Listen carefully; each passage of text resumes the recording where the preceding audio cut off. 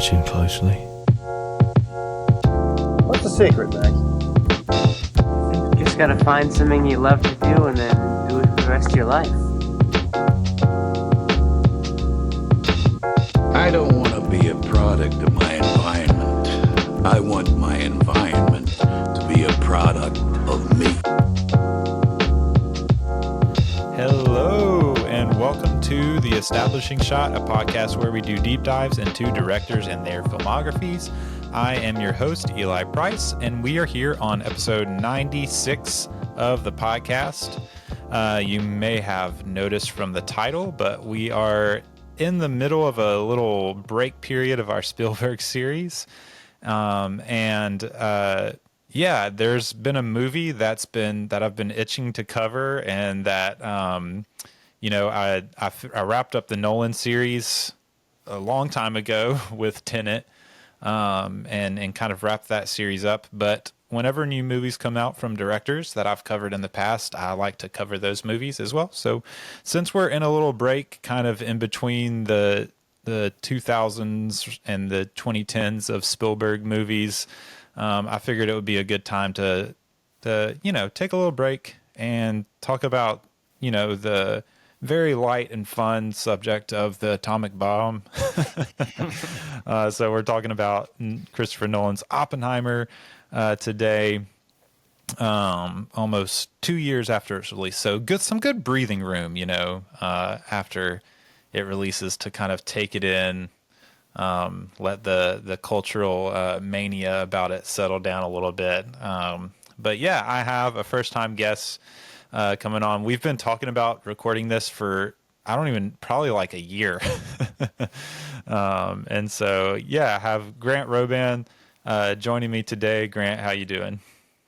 I am good, man. I'm looking forward to it. We've been trying to get on this pod for a while, so thanks for being flexible. And I'm excited to talk about this movie from one of my favorite directors, and it was a really good movie, so I'm excited to dive into it. Yeah, and I know Grant. I know you were able to see it, and were you able to see it in IMAX, right? I was. Yeah, so I'll be able to get your perspective on that, because I was not, so unfortunately. But yeah, before we get into all that, Grant is a good friend of mine. We go to church together, and he actually works at the church doing media and film and photography, but he also does a lot of that stuff kind of on the side, and on his own time, kind of like a lot of side projects, as often media and film and photography people do. But yeah, Grant does a lot of work with that. Also has done some like small kind of productions with short films and whatnot. So yeah, Grant, I'd love for you to tell our audience a little bit just about yourself and just, your experience in film and what that's been like for you. I've always loved movies since I was a kid. If you ask 6-year-old me what he wanted to be when he grew up, he would have told you a movie director.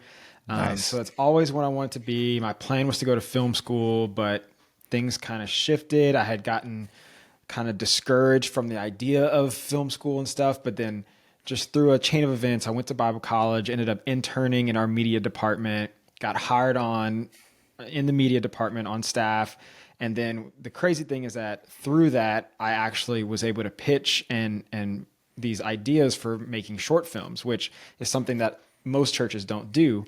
But our pastor and my boss was so, excited about that idea. Mm-hmm. And so in my 9 years at the church, we've done about 5 short films, ranging anywhere from, 8 minutes was the shortest one. I think the longest one was about 37 minutes. So for those, I was writer, director, editor, low budget indie, you're doing everything. Right. And those have just been the absolute, highlights of my career. I love doing that. I love making movies. I love watching movies. And so, yeah, I've been full-time videographer and photographer for going on over 9 years now. Yeah. And I love it. I love making movies. I love making films, telling stories. And that's kind of what I'm doing now. Yeah. Yeah. I would imagine, though, you're not in the basement of your university's theater editing the films on like actual film like Christopher Nolan was for Following. No, I'm on a laptop. Yeah. It's funny because Nolan, his first feature film Following, he made it like it took him like a year, him and his friends.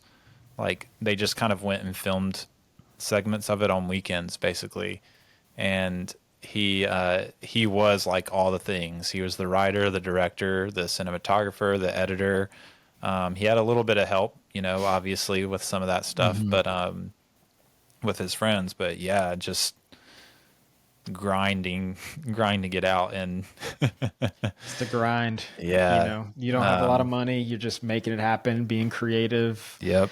And it's a lot of fun though. When you start working with a team, you start getting a crew and it's so cool. Like the first time that I ever wrote a script, and then even just in the audition process, like having actors send in audition tapes and they're reading the words that I wrote. And it was the first time that it ever happened. And mind you, I was like 21 years old. I was a kid. Yeah. Like I had never done anything before, and they were crazy enough to trust me with this project. And I'm getting these actors who are professional adult actors sending in audition clips, reading words that I wrote. It was just the weirdest experience ever, but it was so cool just to see your vision like come to life. And yeah, it was such a fun process. Yeah.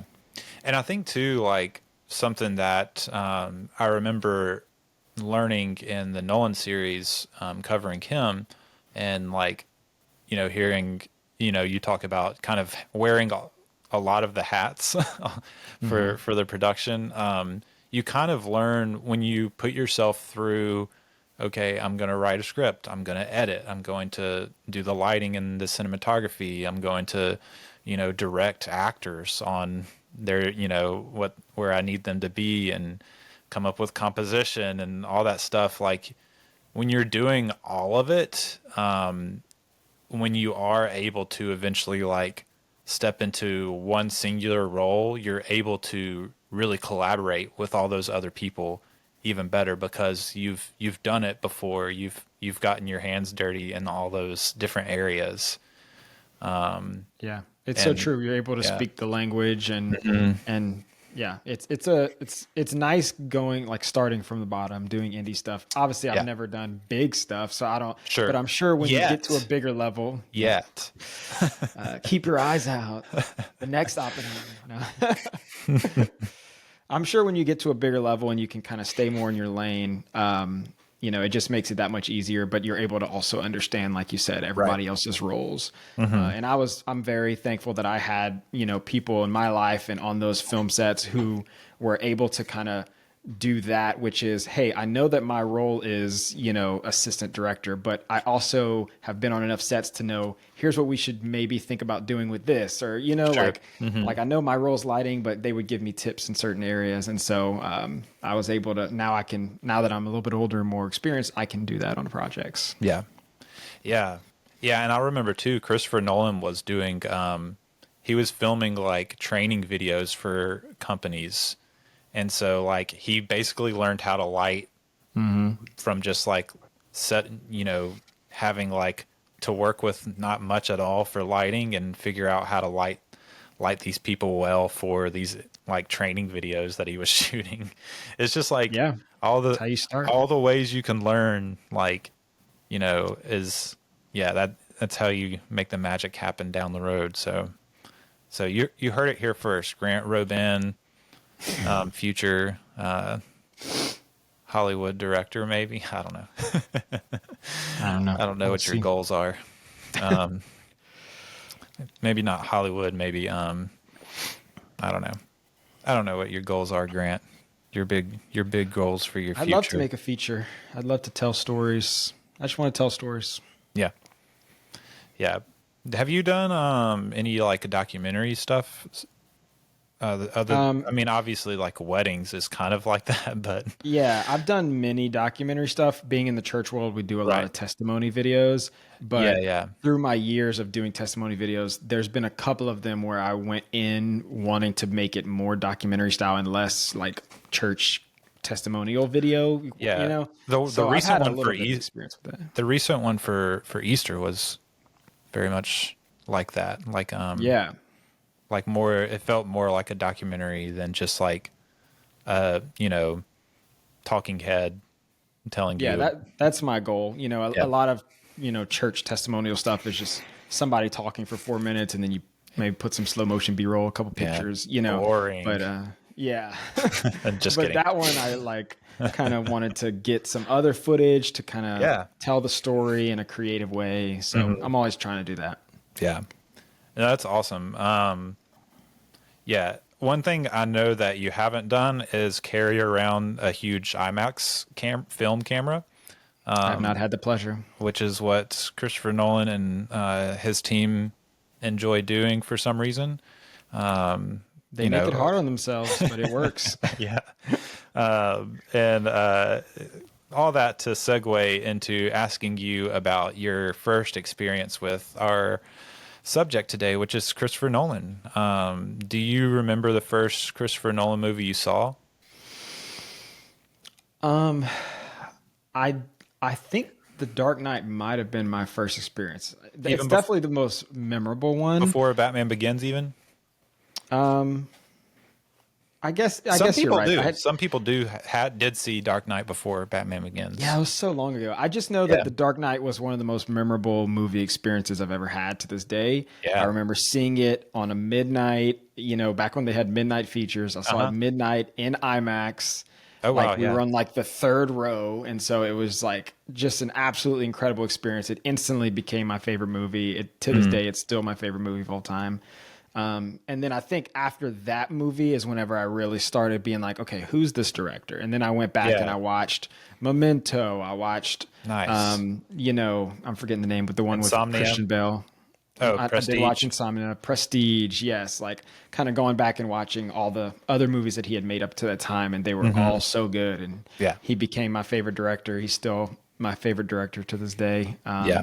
I just love how creative he is. I love how he is original. He pushes the boundaries of how to film things and always trying to use practical effects and not a lot of CGI. And he's just definitely one of the most creative directors we have out there right now. Yeah, for sure.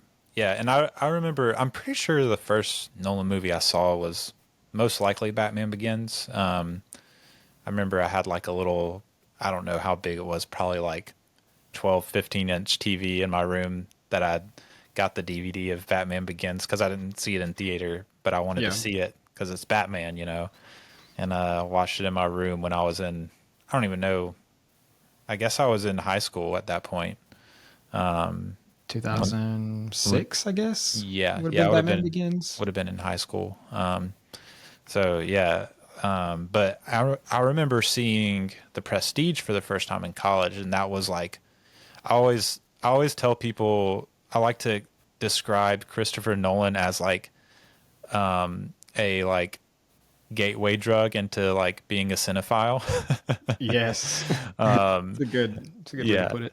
Yeah, because like I remember seeing The Prestige and just like being blown away by it, and it was I remember that being kind of a turning point in like my college years of like being more interested in finding movies that were like exploring more ideas or doing like different things that I'd never seen before, not just like the typical like action flick that I would usually go see, or superhero movie or whatever.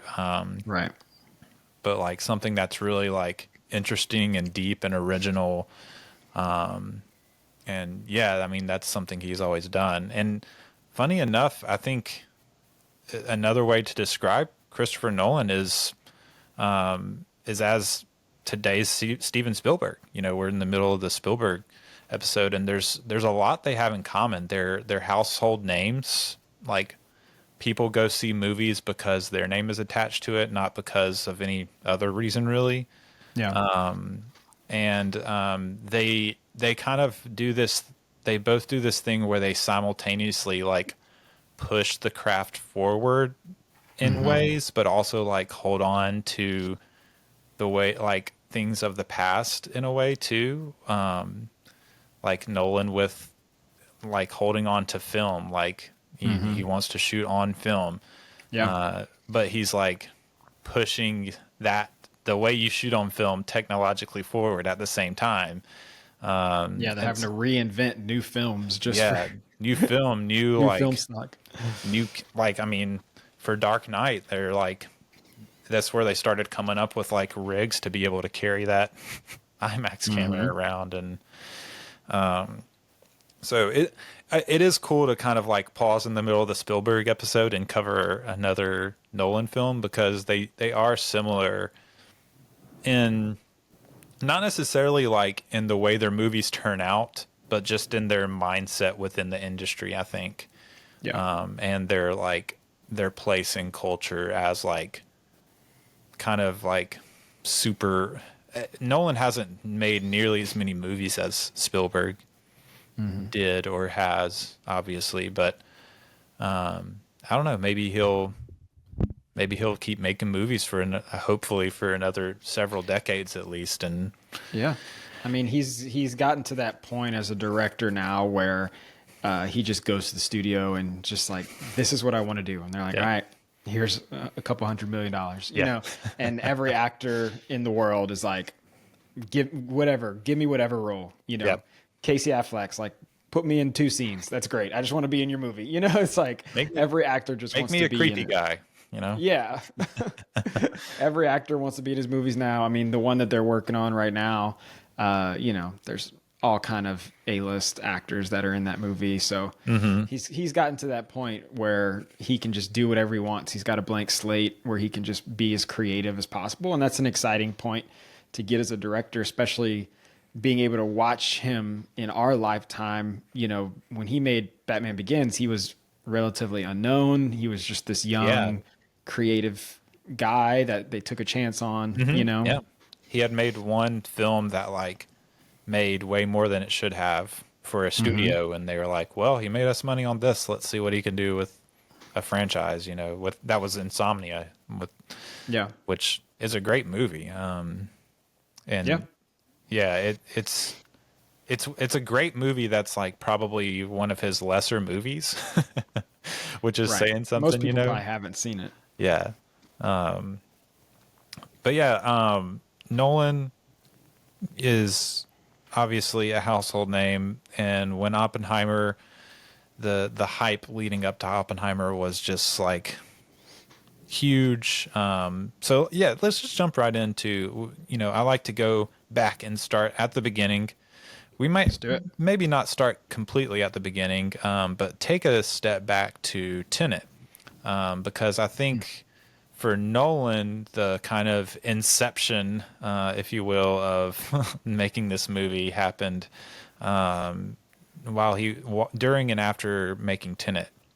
And I don't know if you remember, but in Tenet, there's a point where one of the future scientists in the movie that had like a key role in making the time inversion technology, he actually quotes the Bhagavad Gita line, "Now I'm become death, destroyer of worlds," which is something that a quote that Oppenheimer basically made famous in popular culture.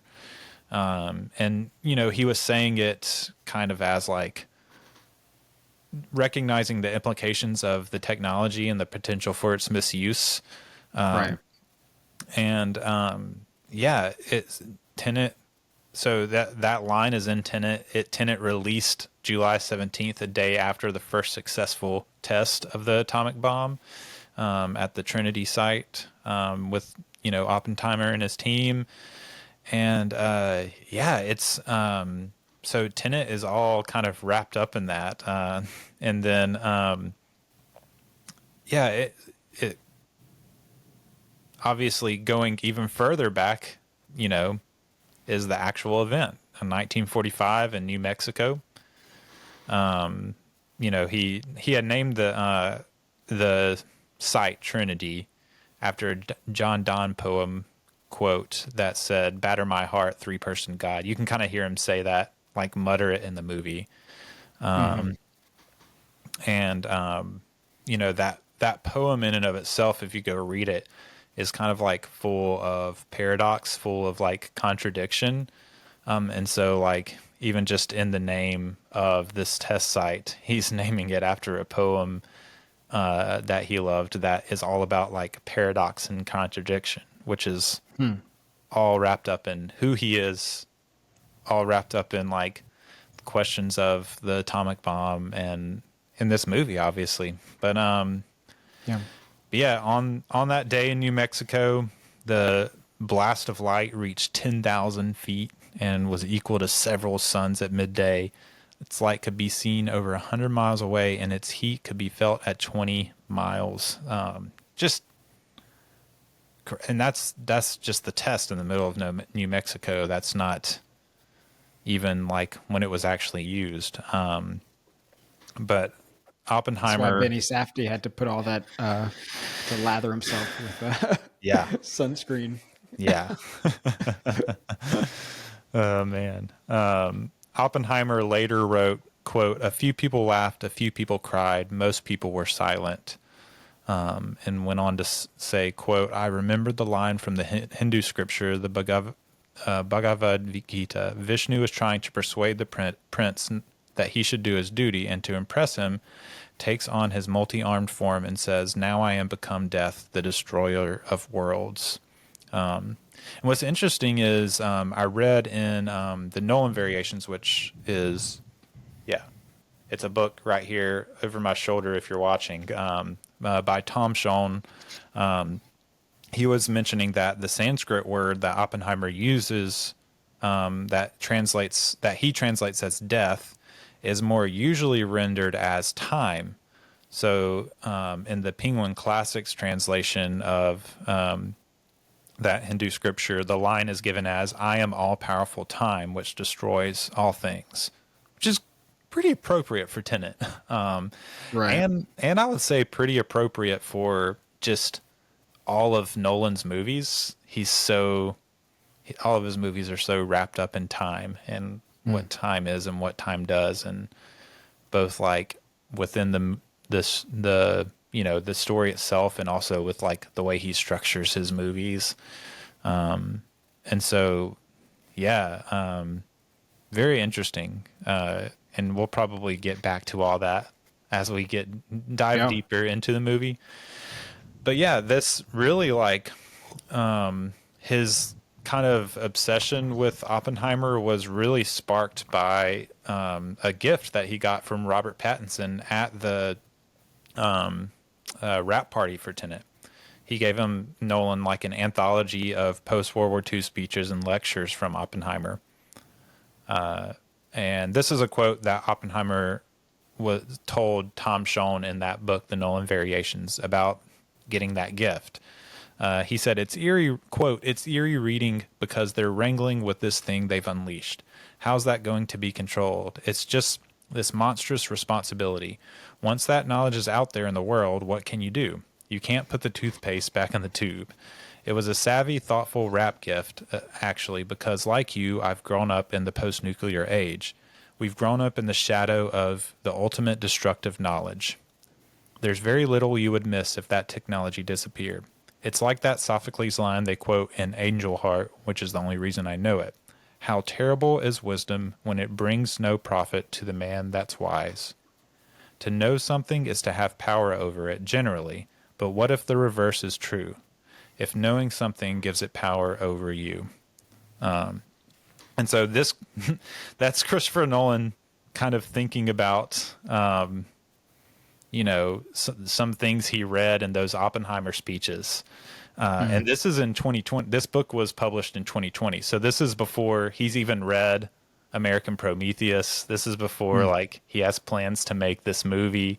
And he's already like, that basically is like the whole point of the movie almost in a quote he's thinking about back in 2020 at the latest, which is when the book was published. So probably sometime earlier than that, maybe even.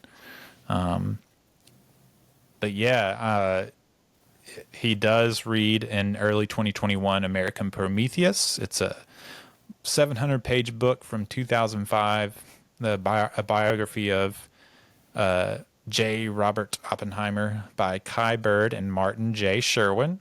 Have you read this?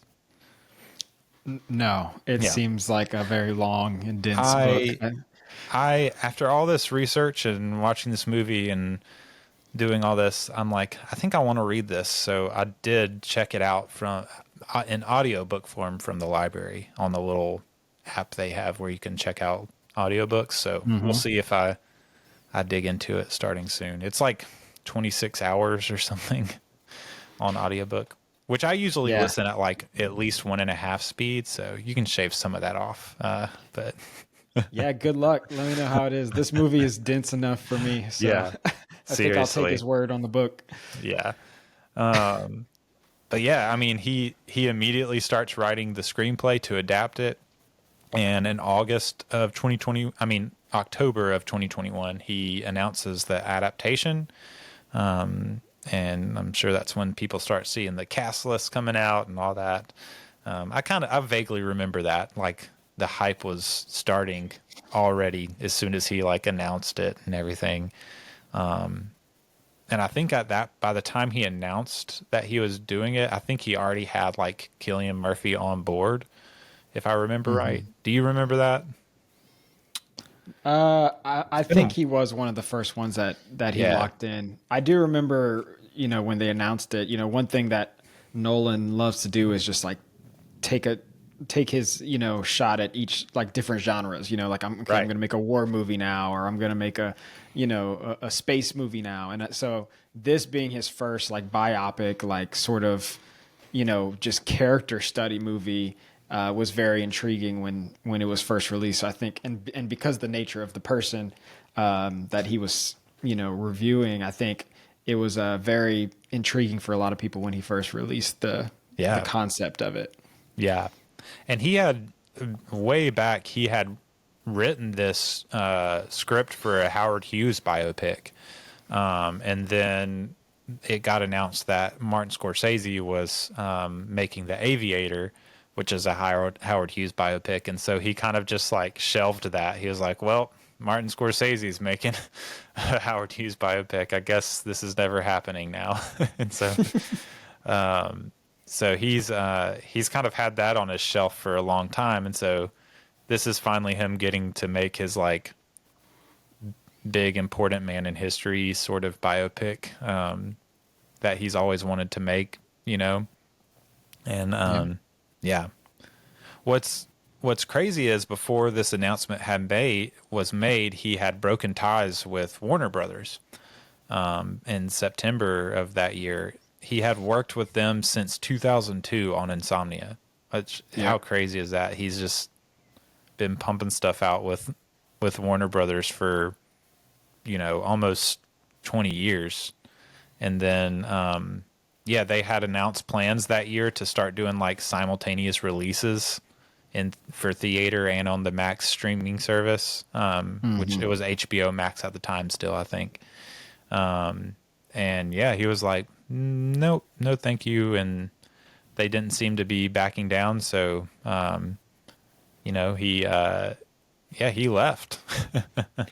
And you gotta love that about Nolan is like, he's staying true to the fact that movies were meant to be in theaters, and we need more directors to stand true to that. Yeah. Because if not, you're just going to have everybody just sending it straight to, streaming, and then theaters will die out. But, you're going to spend all this money and you're going to film these on, 70 millimeter, massive IMAX film cameras, and then you're just going to watch it on your phone, or, it's like, that's not how this movie was meant to be seen. And so for him to take a stand like that, I hope more directors follow suit.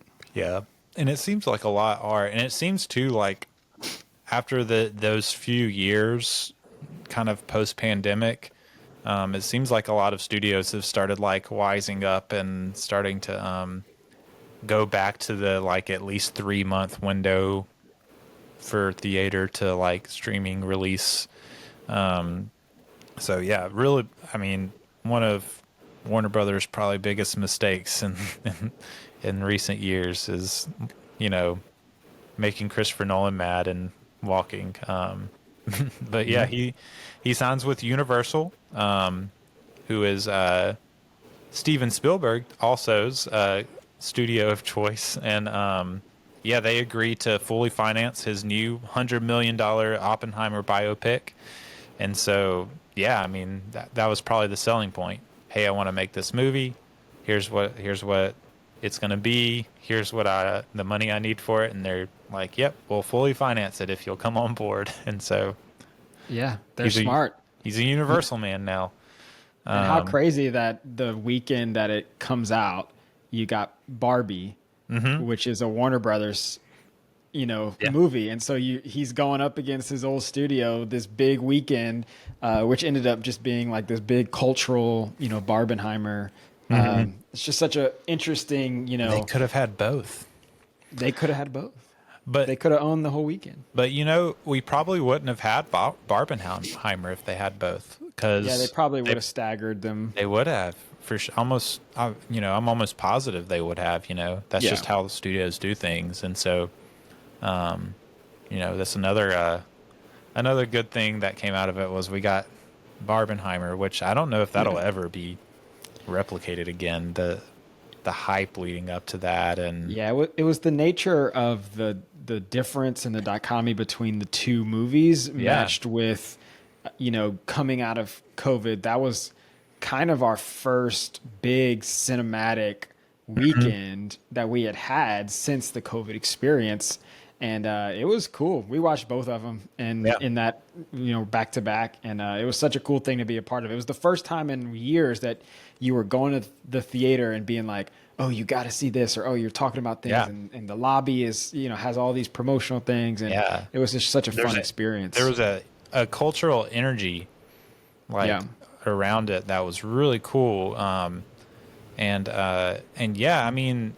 between Barbie was like the big one, made more money, probably just a more like watchable movie, I guess, in general, like just generally speaking, more lighthearted.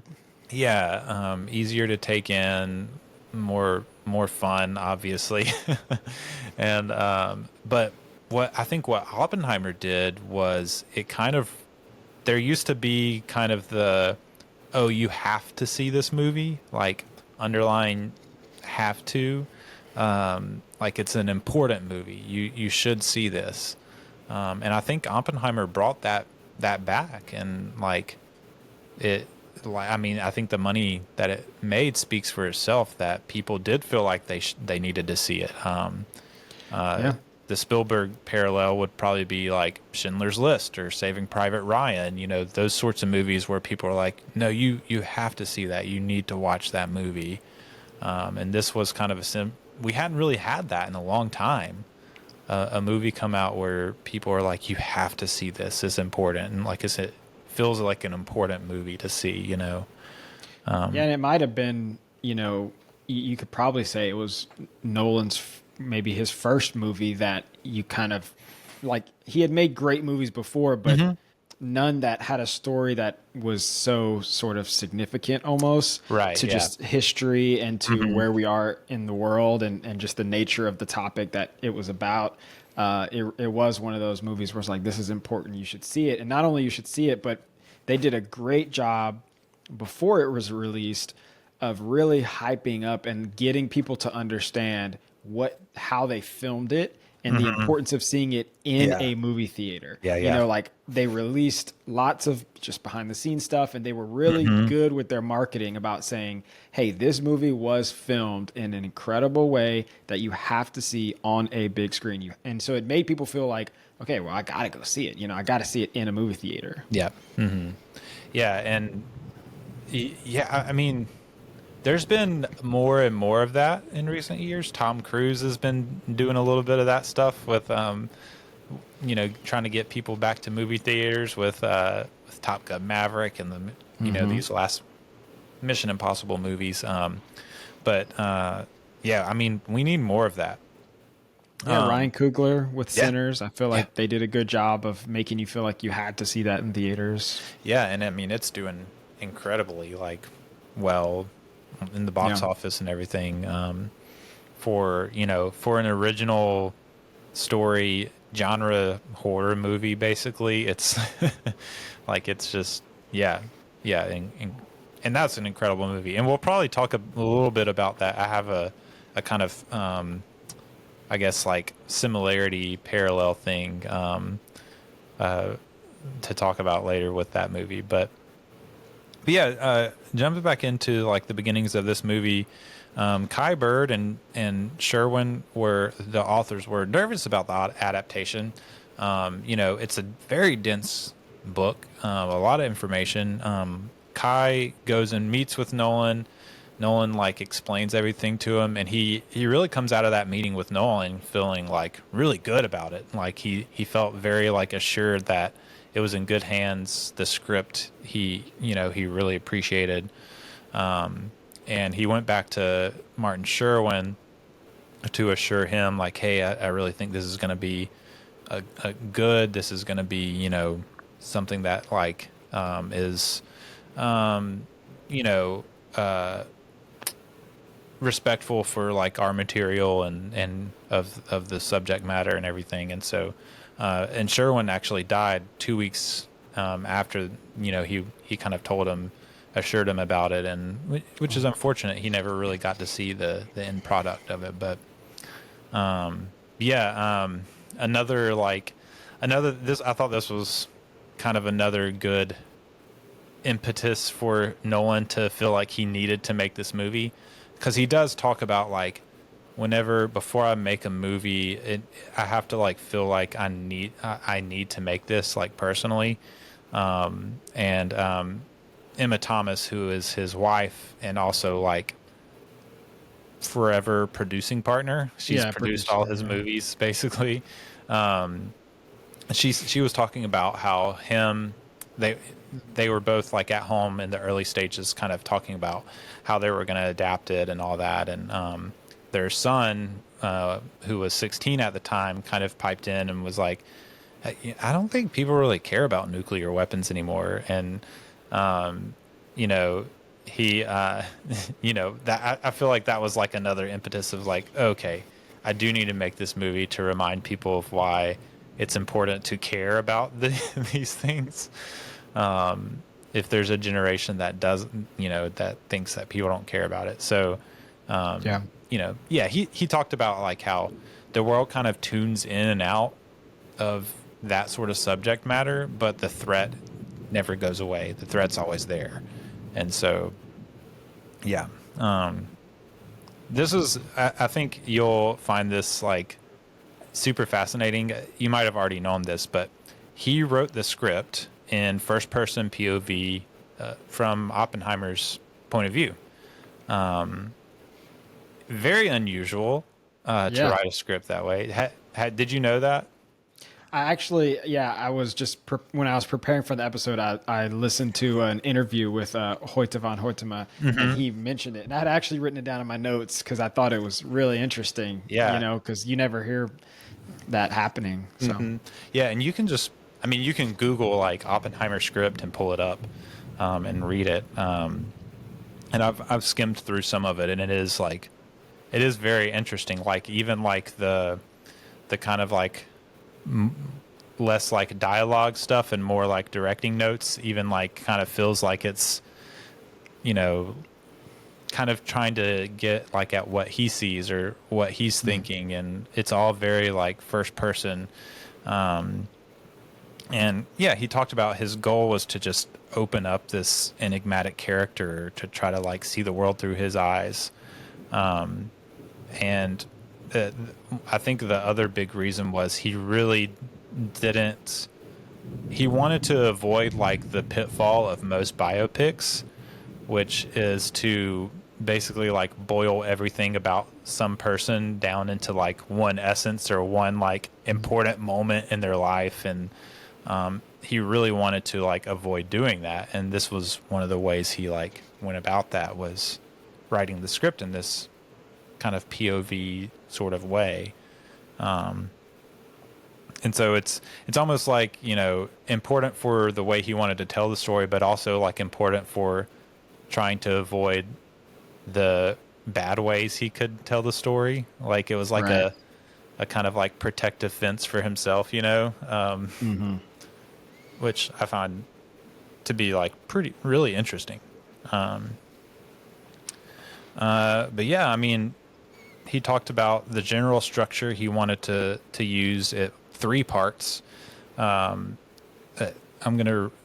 read the 3 parts and you tell me if like you kind of felt that in this past rewatch that you recently did. So the first part is basically you starting with the hero's journey, kind of like watching him, you know, come up into his own. And then in the middle is kind of this heist style race to the finish, which is like the Trinity, you know, the successful Trinity bomb explosion. And then the last third is basically like courtroom drama. What do you think? Did he break it down correctly? Yeah, it does. It does in a lot of ways, you know, feel like you feel those parts in the movie, you know, that the beginning is so dense just with dialogue and science and explanation, and you're understanding who this character is and who all these other characters are and what their motivations are. And then the second that they go to Los Alamos, it just becomes like this tense, like exciting, like we're building towards something. And it's so thrilling. And then after that, it kind of dips back down, you know, and then it now just becomes this, you know, courtroom drama, and you're trying to figure out what's happening. And so I would say that's definitely a very stark, like you feel that when you're watching the movie, those 3 different parts. Yeah. I think so too. He mentioned like, you know, other kind of genres would seep in, like Western when they're out, you know, in Los Alamos and camping and all that stuff. And then horror too, just in, I think on a lot of ways that the sound design is used, and then the kind of like experimental visuals, kind of like the horror genres kind of seeps in a little bit here and there as well. There are a lot of especially the scene where he's given the speech, you know, and you've got those images flashing of, you know, the woman and her face is peeling off, and, you know, you can see him kind of leaning into that horror a little bit. Yeah, and I remember when it first came out, everyone was like, "Oh, this is Christopher Nolan's horror movie," and so I don't know. I feel like that set like weird expectations up for me. I remember thinking like, this is not at all a horror movie. Like it has like a few elements like that, but like it doesn't feel or read like a horror movie at all. It's you could say maybe thriller in the sense that like, I don't know, like there's a sort of suspense to it, but not really even that. So I don't know. I feel thriller, probably it's more of a thriller with a scary, you know, implications, you know, of what's happening. And I don't know. I walked away from the movie thinking like, I don't really know why people were saying that, other than like a couple of sequences that felt like intense and like had some horror-ish elements, kind of like with the way he was haunted by, you know, what was done. But like, I don't know, it's more of like just a drama kind of exploring, you know, the moral implications of it all. But yeah, his other goal with his writing was to not serve opinions or history lessons, and to leave you with questions and not answers. And I think goal accomplished there. There is a bit of like, so in my research after this rewatch, and then I watched like there on the Blu-ray disc, there's a documentary about Oppenheimer, and it kind of filled in some gaps of like stuff I wasn't like, didn't quite have a good grasp on. Like it talks a little bit in that documentary about like his relationship to Edward Teller and why there was tension there. And that kind of made some of the stuff in the movie make a little bit more sense to me, which you don't really like have to like have the full story to enjoy the movie and for it to work, which I would say it did work for me. But like filling in some of those like gap, like he really, when he said like I wasn't trying to serve history lesson, I'm like, well, I don't think you did, because there were things that like I wasn't sure about, but I didn't necessarily like need for the movie to work, if that makes sense. Yeah, I think one of the most stark examples of that is, you know, when the bomb actually gets dropped in Hiroshima, Yeah. you don't see any of that. You just see his face as he hears about it. And so that's a very creative choice to say, hey, this is not a history movie, this is a character study, you know? Yeah. Yeah. And sticking with that POV, you know, that's actually how it happened. He really did. They didn't call him. And so like you are getting a history lesson, but he's not like serving it up to you. Like, can you believe that they didn't call? You just are in the moment feeling it with him. Right. And so it just comes across very differently than like lesser directors would have executed it, I think. Yeah. Hi. Quick reminder that you, yes, you, can be a huge help to the production of this show. If you visit establishingshotpod.com/donate, you'll find out how to join the Establishing Shot family through some giving tiers starting as low as $5 a month. You heard that right, only $5 a month. And not only will you be helping me keep the show going, but you'll also get some perks yourself, like early and ad-free episodes, bonus episodes, access to a Discord server where we can chat it up about the show and movies in general, and more. Might even let you choose a movie for me to review for the show. Check out that link in the show notes to learn more. Back to the show. Emma Thomas said that the script unlocked for him when he came up with the end lines, which we'll definitely talk about later on. But it makes sense. Like once you kind of know, like, okay, this is where I'm heading. Now you can kind of like lay all the rest of the dominoes in place to get there. But yeah, he got that script written. Hoyte van Hoytema in one of the interviews said that once Nolan sends him a script, he knows that like it's pretty much done. Like he's thought it through. It's finished. It's it's what it's gonna be. And so, yeah, let's talk a little bit about the crew. We'll kind of run through the list of the crew members. It's been a while since I've done some Christopher Nolan movies, but definitely some recurring names here from collaborations from the past. Obviously, Emma Thomas is a producer with him, along with Charles Roven and Andy Thompson. I think both of whom had produced movies with him in the past as well. We already mentioned the authors of the book. Nolan, obviously wrote the screenplay. I just kind of mentioned Hoyte van Hoytema. He's the DP, the cinematographer, and this is his fourth film with Nolan. So it feels like they've been working together for forever. So when I was like, oh yeah, this is just their fourth film together, which doesn't seem like a lot, but it sure seems like they've been working forever together. I don't know. Yeah, they've made magic, man. Yeah. He's so good. Yeah, and this is fourth. What was the first one? It would have been Interstellar, I think. Would have been their first movie together. So editor, this is his second time working with Jennifer Lame. She edited Tenet as well, which is a incredibly well edited movie. Obviously, like it has to be, or else it doesn't work at all. You've done some film work, and you can tell me if this is true, but I think that editors are like the unsung heroes of the movie industry, because at the end of the day, the story is told in the edit. You can have all the shots just right, and you can have all that just right, but if it's like not well edited, then it's not going to work. And so, especially in a Nolan movie like this. Yeah, you know, yeah. like this is such a fast-paced movie that if the editing is not crisp, you know, it doesn't work. You get lost, you get confused.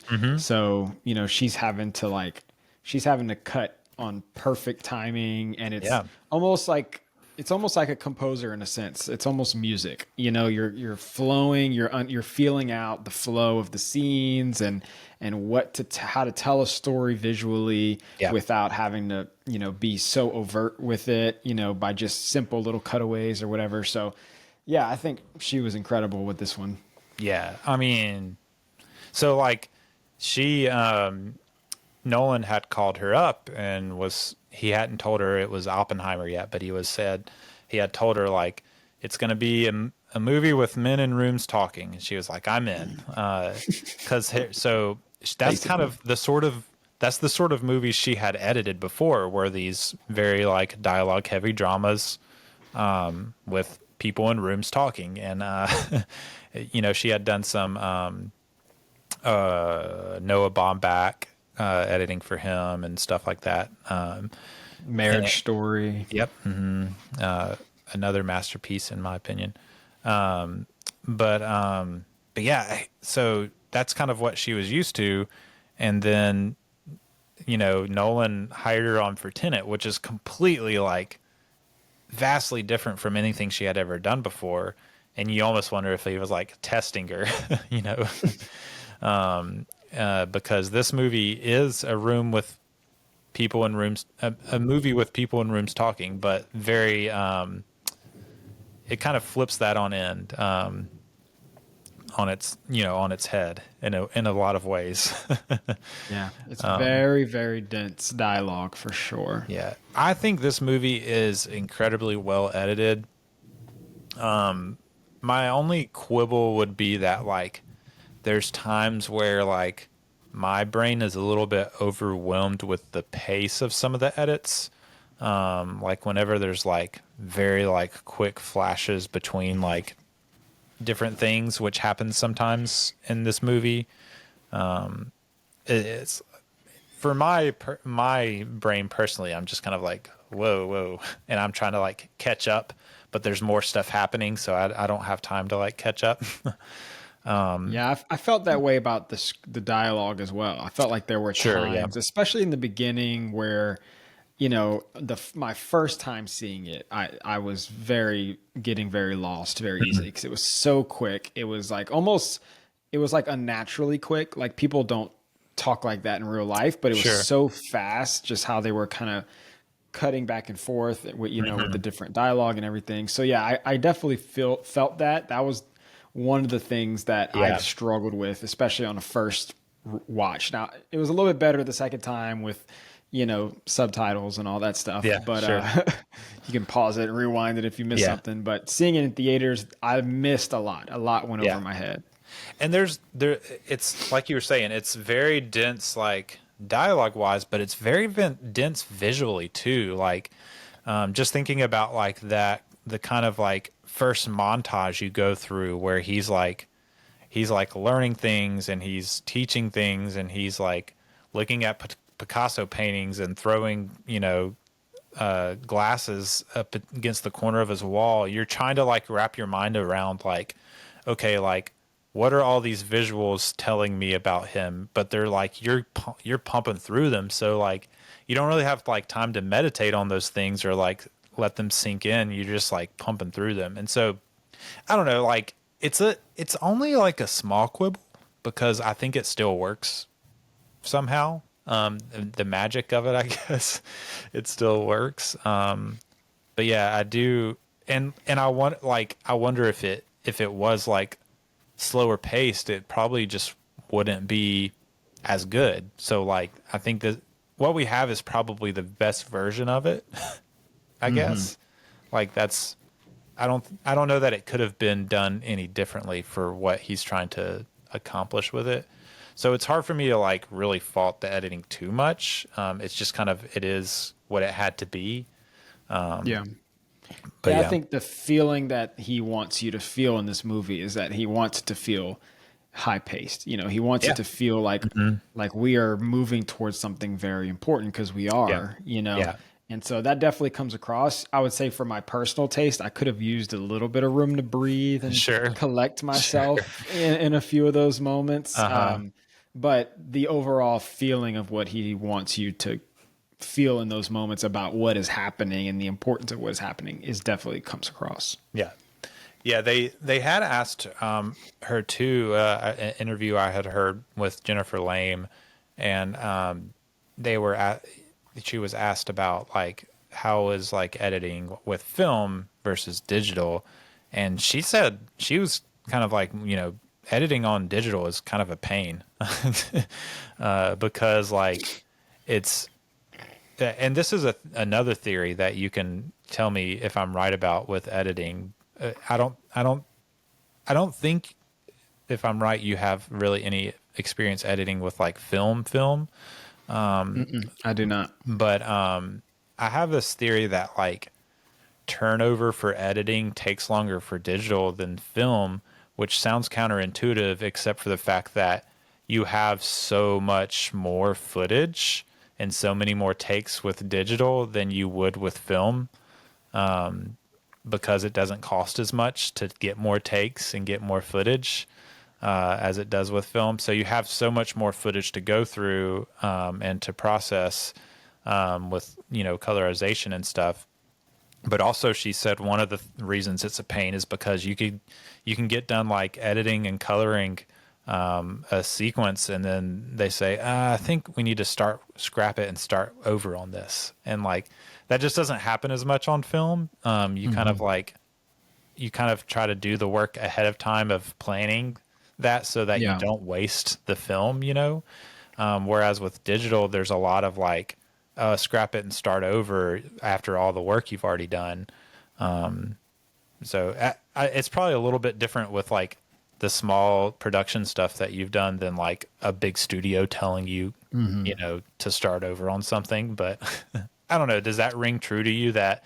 Yeah, I definitely see that. I think another thing that I think of is oftentimes when you shoot digital, as far as the color, you shoot in what's called like a log profile, where all your colors are very flat. Yeah. And that way you have more opportunity to manipulate the color in post. Whereas film, you don't do that. Film, it's baked in. So film, you try to get your color and everything as perfect as possible in the actual film. And so the editor has to do a little bit less when it comes to that sort of thing, because it's like you said, you only have so much, it costs so much, and you don't have as much opportunity to manipulate it in the post-production, you know, workflow. So you have to get it right you have to film it basically. You have to film it properly, like as the colors as baked in as possible into the actual film. So I could see that being, you know, an easier process. Yeah. And I think for the editor, at least. Yeah. I think too, like it ends up, you know, with this, like, so with the editing and the film, like colorization, and then even like, we're not going to get into special effects quite yet, but like with special effects being like in camera instead of like added in post, like you would, the kind of like modern take would be like, oh, we'll just add it in later. Oh, we'll just do that later.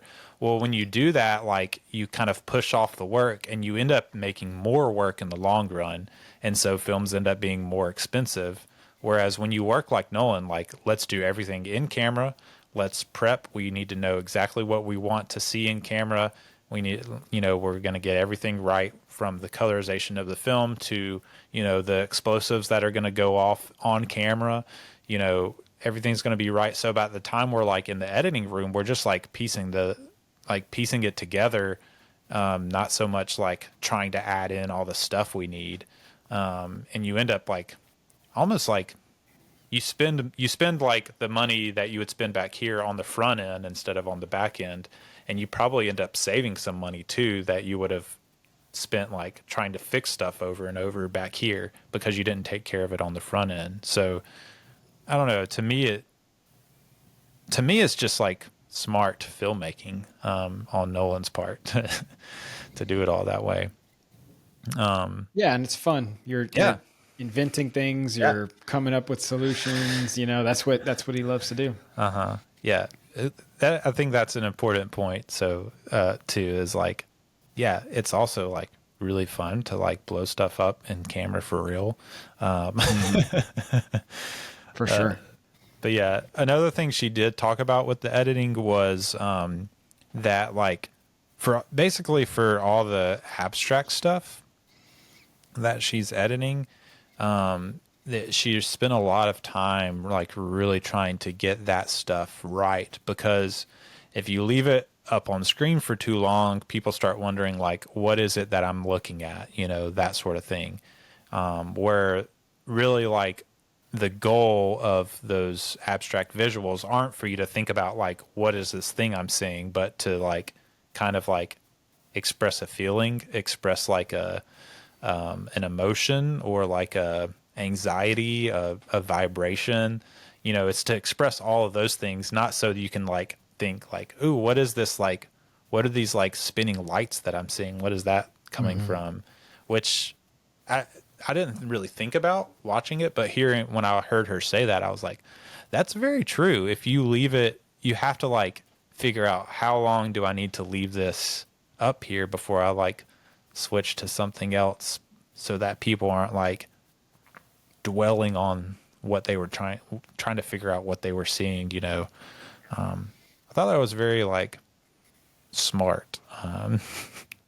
Yeah, a lot of thought has to go into that, you know, because again, it's a personal POV, you know, of a person, and they're just trying to get you to feel something and get a sense of what's in his head. Yeah, by cutting away to these visuals.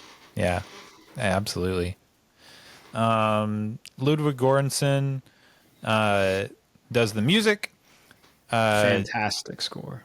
Great. So like I'm gonna save this until a little bit later. I'm not as big on the score as most people are, and this is maybe just on me because I feel like I'm in the minority on this.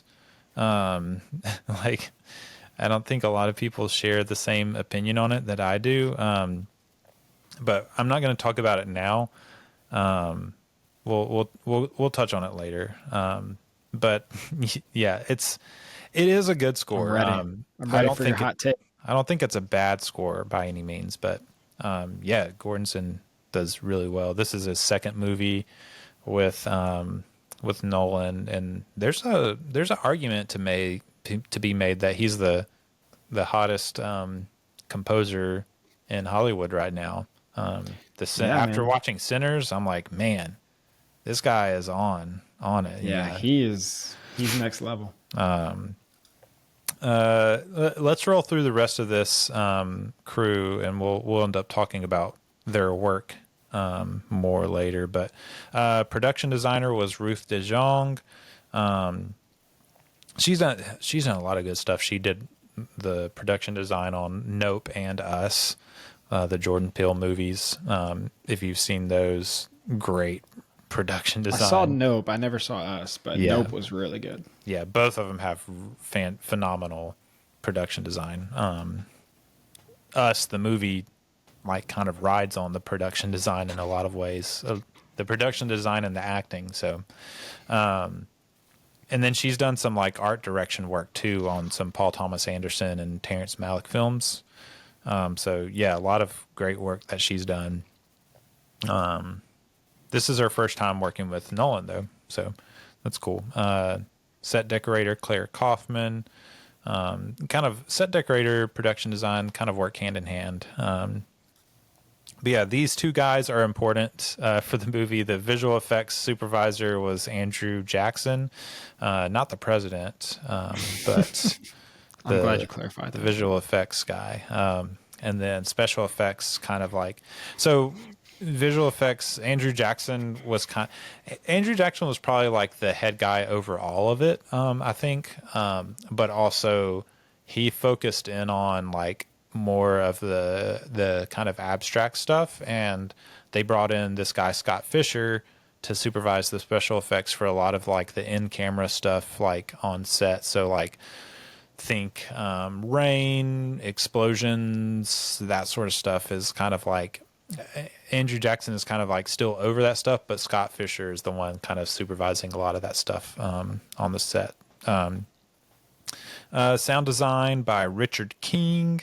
He's done some work with Nolan in the past. I think he did like the Batman trilogy and that sort of thing. So good. So they have a working relationship. Sound mixing by Willie D. Burton, which I think the sound design and sound mixing for this is like super important. This movie, there's a ton being done with that. So, we might get into that a little bit, but, stunt coordinator in George Cottle,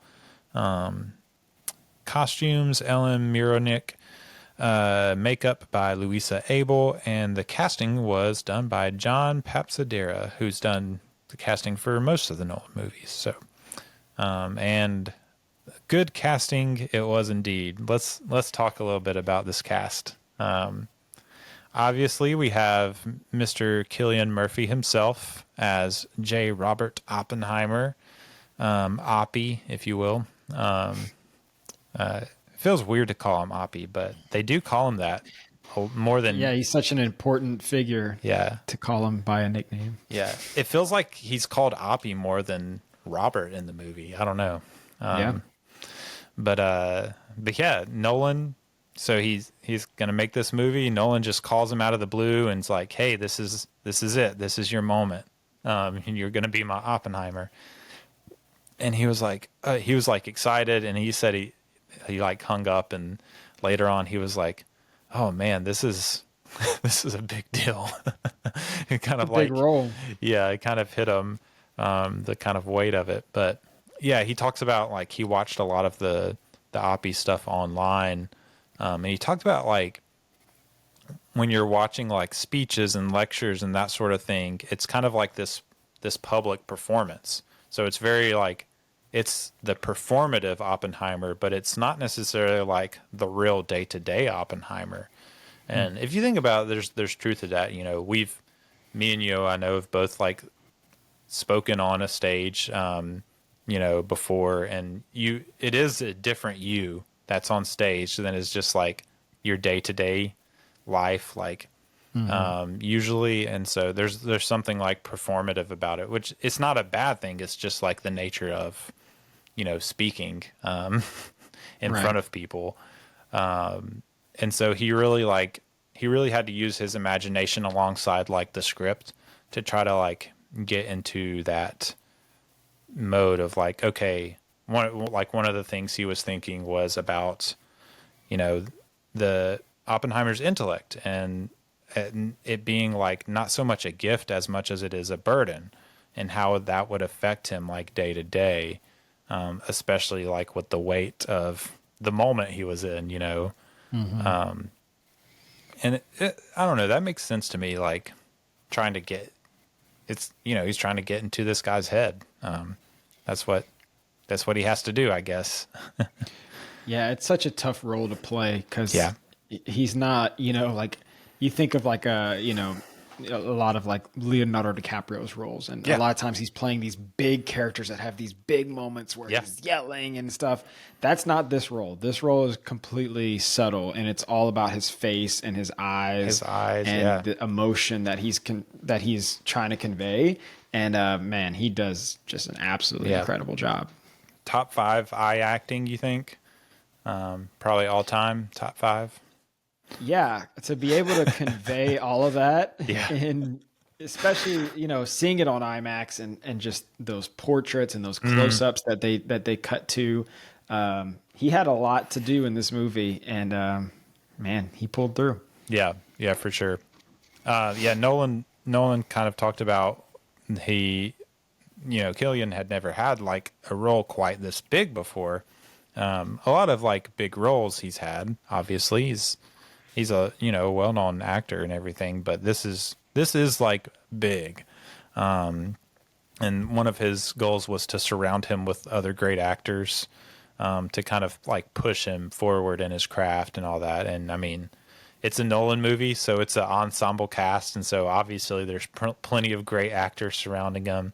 I did note that there were 5 Oscar winners he was acting against. So you have Matt Damon, Casey Affleck, Kenneth Branagh, Gary Oldman, and Rami Malek, all Oscar-winning at the time. Obviously, now there's 2 more, and Robert Downey Jr. and Cillian Murphy himself, which we'll get to later. But yeah, this cast is just—it's an embarrassment of riches. I mean, 3 of the people that you just mentioned have very minor characters. I mean, Gary Oldman's in there for 1 scene. Affleck's in there for a couple of scenes. Rami Malek is just he's just chilling. He just hops in and says Strauss sucks, and then yeah, it's like, okay, there's Rami Malek with a clipboard. I'm guessing he's gonna be important at some point, or else why would they have cast him? Yeah. Kenneth Branagh has a few more moments than the other guys. Yeah, he's a little bit more involved, but yeah, it's an embarrassment of riches for sure. There's so many actors in here that you're like, man, like you have to be Chris Nolan for an actor that big to be like, sure, I'll play this small role.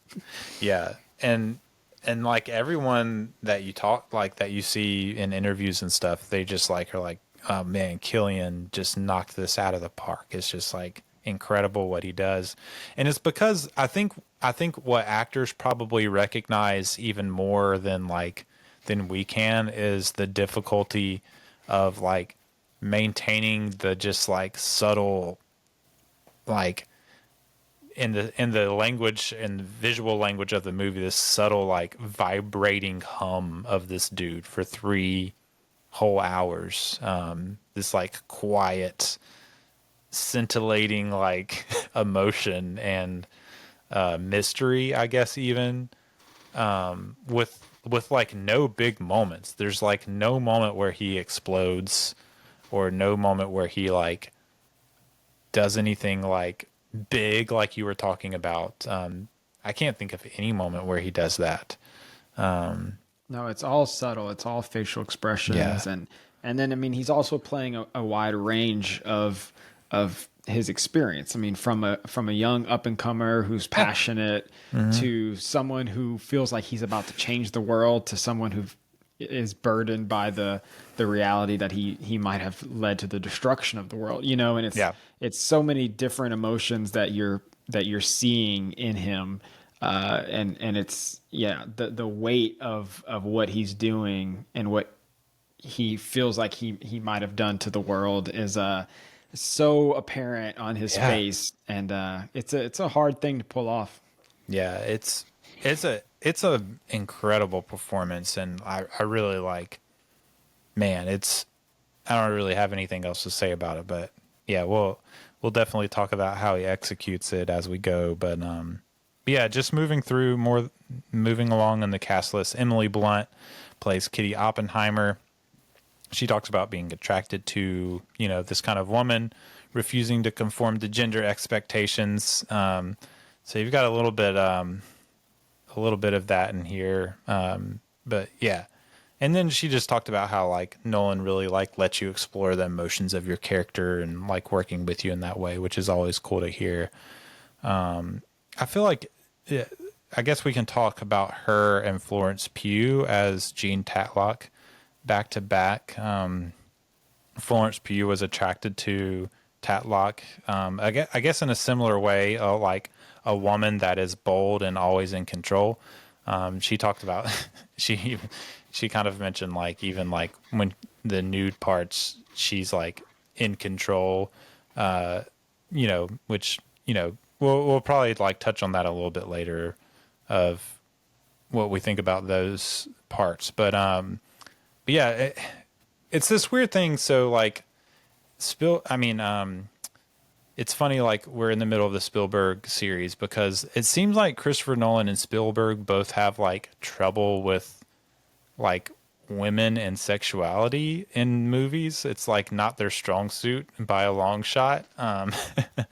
And specifically with Nolan, it's like this like broken wife relationships thing that happens all through his movies, which is weird because he has like a long-standing like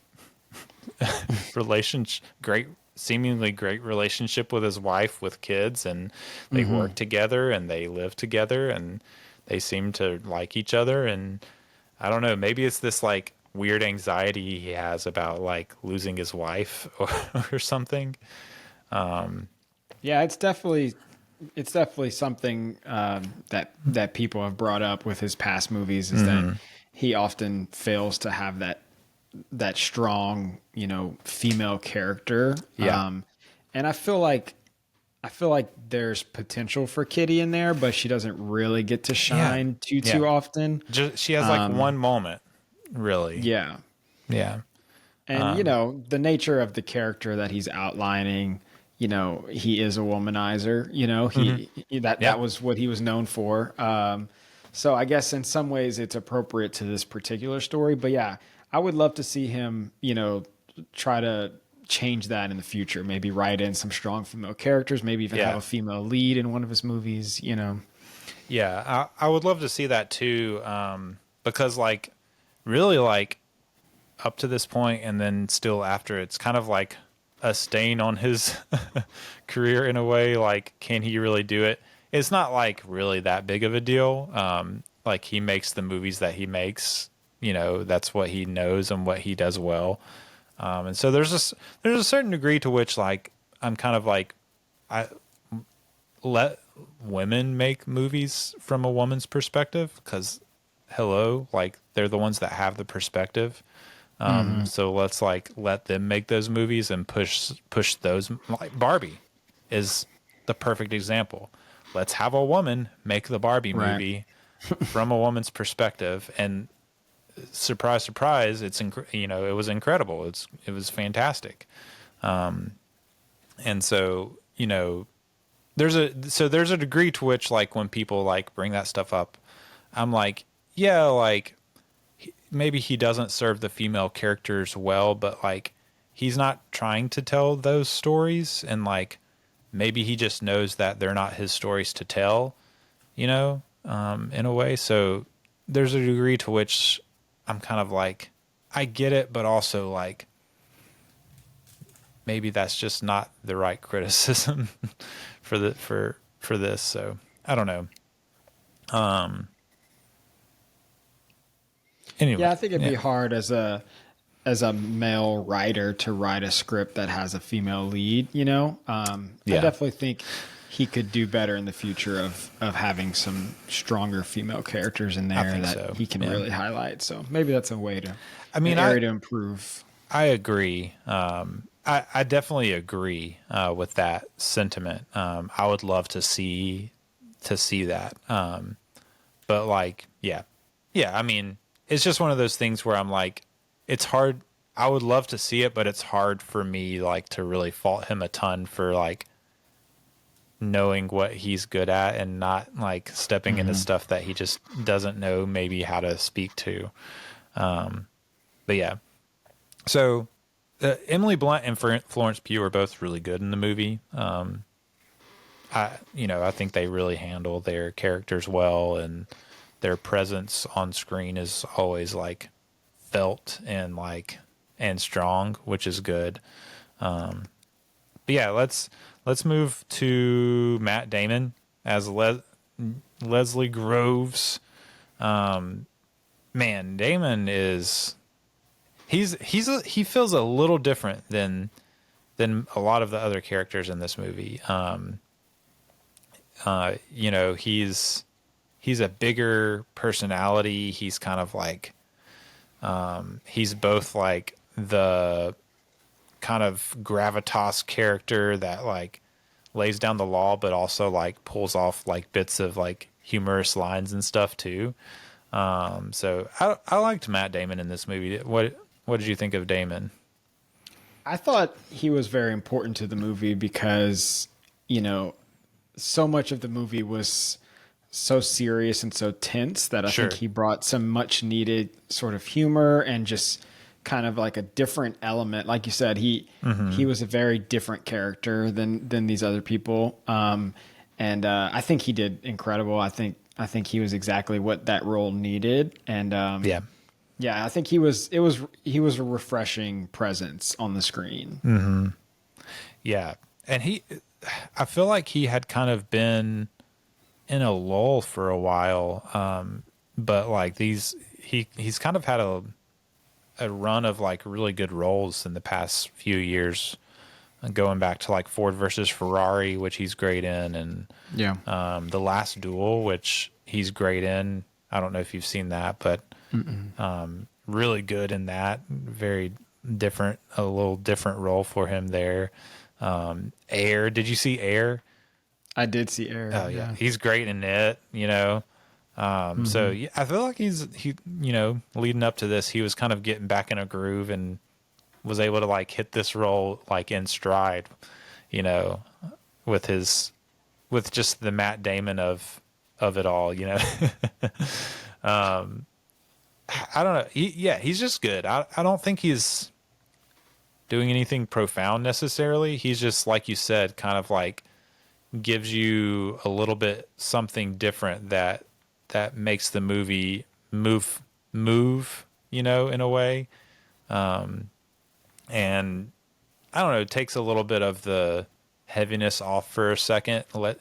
If there's any moments to breathe, it's kind of when he steps in and says something a little funny. And the Isidore Robbie character. I think those are the two characters that when they're on the screen, you can sort of breathe a little bit. They bring a little bit of a human element, a little bit of a humor element to what you're watching. So I think it's necessary. I think it balances the movie out. Yeah, and it's funny because like Groves is doing it in a different way too than Robbie is. Their characters, you know, David. Speaking of Robbie, David Krumholtz as Robbie is really good. He almost acts as like a moral conscience in a way to Oppenheimer, and also like there's kind of like that recurring thing where he's like getting him to eat. That I like every time. I think it happens at least twice, and both times I'm like, oh, dude, that's a good friend right there. Like, hey, don't forget to oranges. eat. You know, here's some oranges. But yeah, he was talking about really trying to bring like streetwise Brooklyn to his character, which kind of comes across. And this is something that I didn't even realize until I was looking at his filmography. Dude, did you grow up watching The Santa Claus with Tim Allen? I think I've seen one of them. I don't know how many of them I've seen. Well, he's the character Bernard. He's like the head elf in the Santa Claus movie.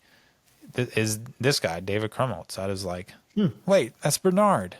And when I realized it, I was like, because I grew up watching that movie like every Christmas, just about. My family really liked that one, and so like I can like visualize him as Bernard in my head. But yeah, I just thought that was funny. Like, didn't even hit me that this guy was Bernard of my childhood. I guess we should probably talk about Robert Downey Jr. as Louis Strauss. Or sure. What does he say? Strauss is how he pronounces it. Louis Strauss. Strauss. Man, what did you think of old RDJ in this movie? Is he?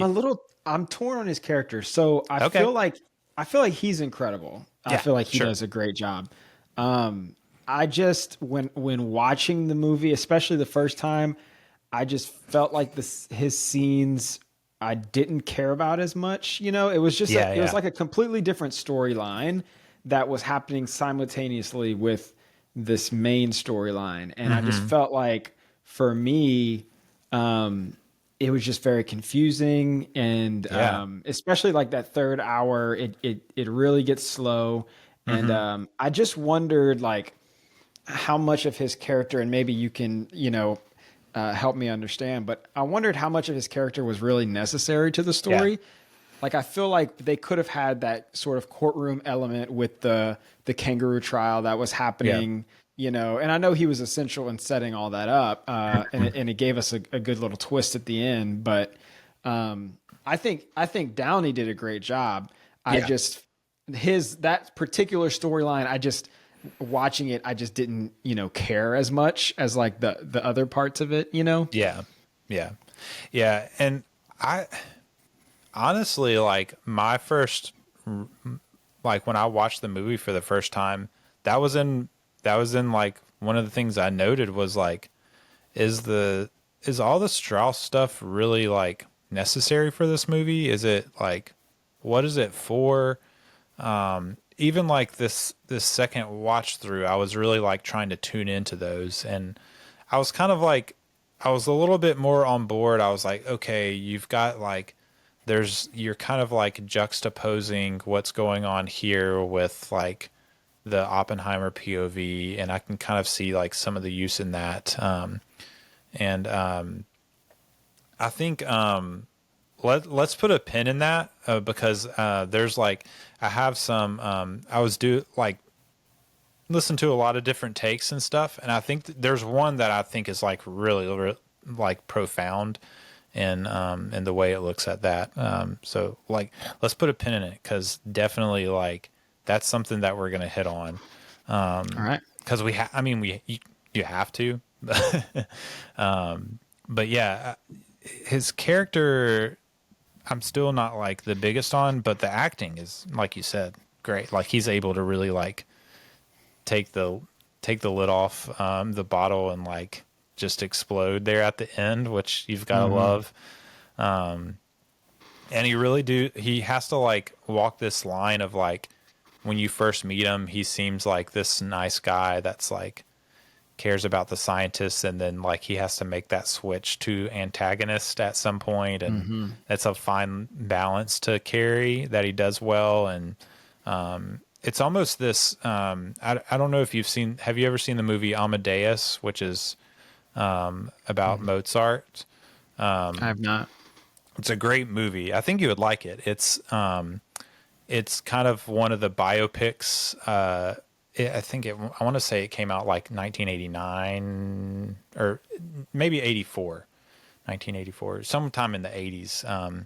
But it kind of like flipped it kind of came up with a new way of doing a biopic, and it probably wasn't the first thing to do this, but it was maybe one of the more popular ones that did it, was telling a popular, like the story of a great man through the eyes of his antagonist, through the eyes of his enemy. So Salieri, who was Mozart's like kind of like rival composer at the time, it's kind of told through his perspective in a lot of ways, that movie. And so you get a little bit of that. It's like the black and white sections are kind of like the Salieri portion of this movie, kind of like seeing it through the eyes of the antagonist. And when you watch it for the first time, you don't know that that's what you're getting. And so, this is much further down on the list, but it's kind of like the black and white of it all kind of is like a sleight of hand in a way, because what do you generally think of when you think black and white? You think like, oh, this is more historical. This is more like trustworthy.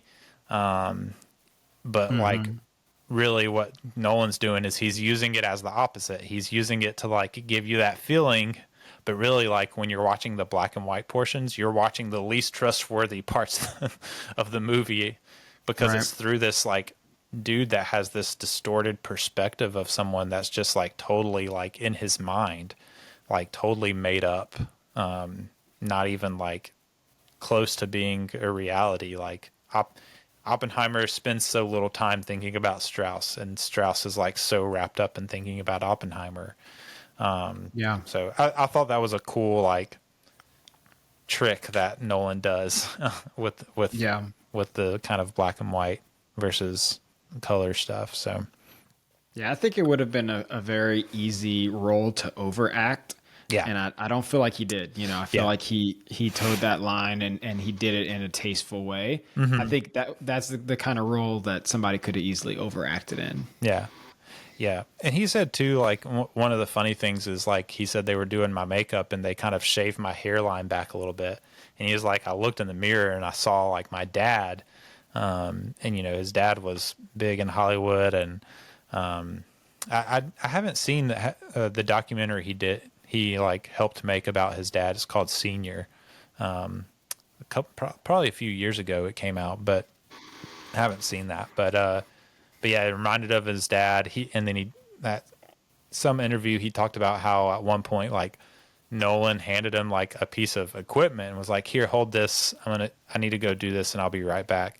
And he said like that just doesn't happen in like Marvel movie sets. Like he said, but it was cool because it gave me like flashbacks of my childhood, like being on movie sets and like holding stuff for people. And, you know, he just appreciated that Nolan didn't like hold him up as like, oh, Robert Downey Jr.'s on set, everybody, you know, Right. you know, he's like, no, we're together on this. Like, hold this for me real quick. So I thought that was cool. Like a cool little anecdote. How dare you make me hold this? Yeah.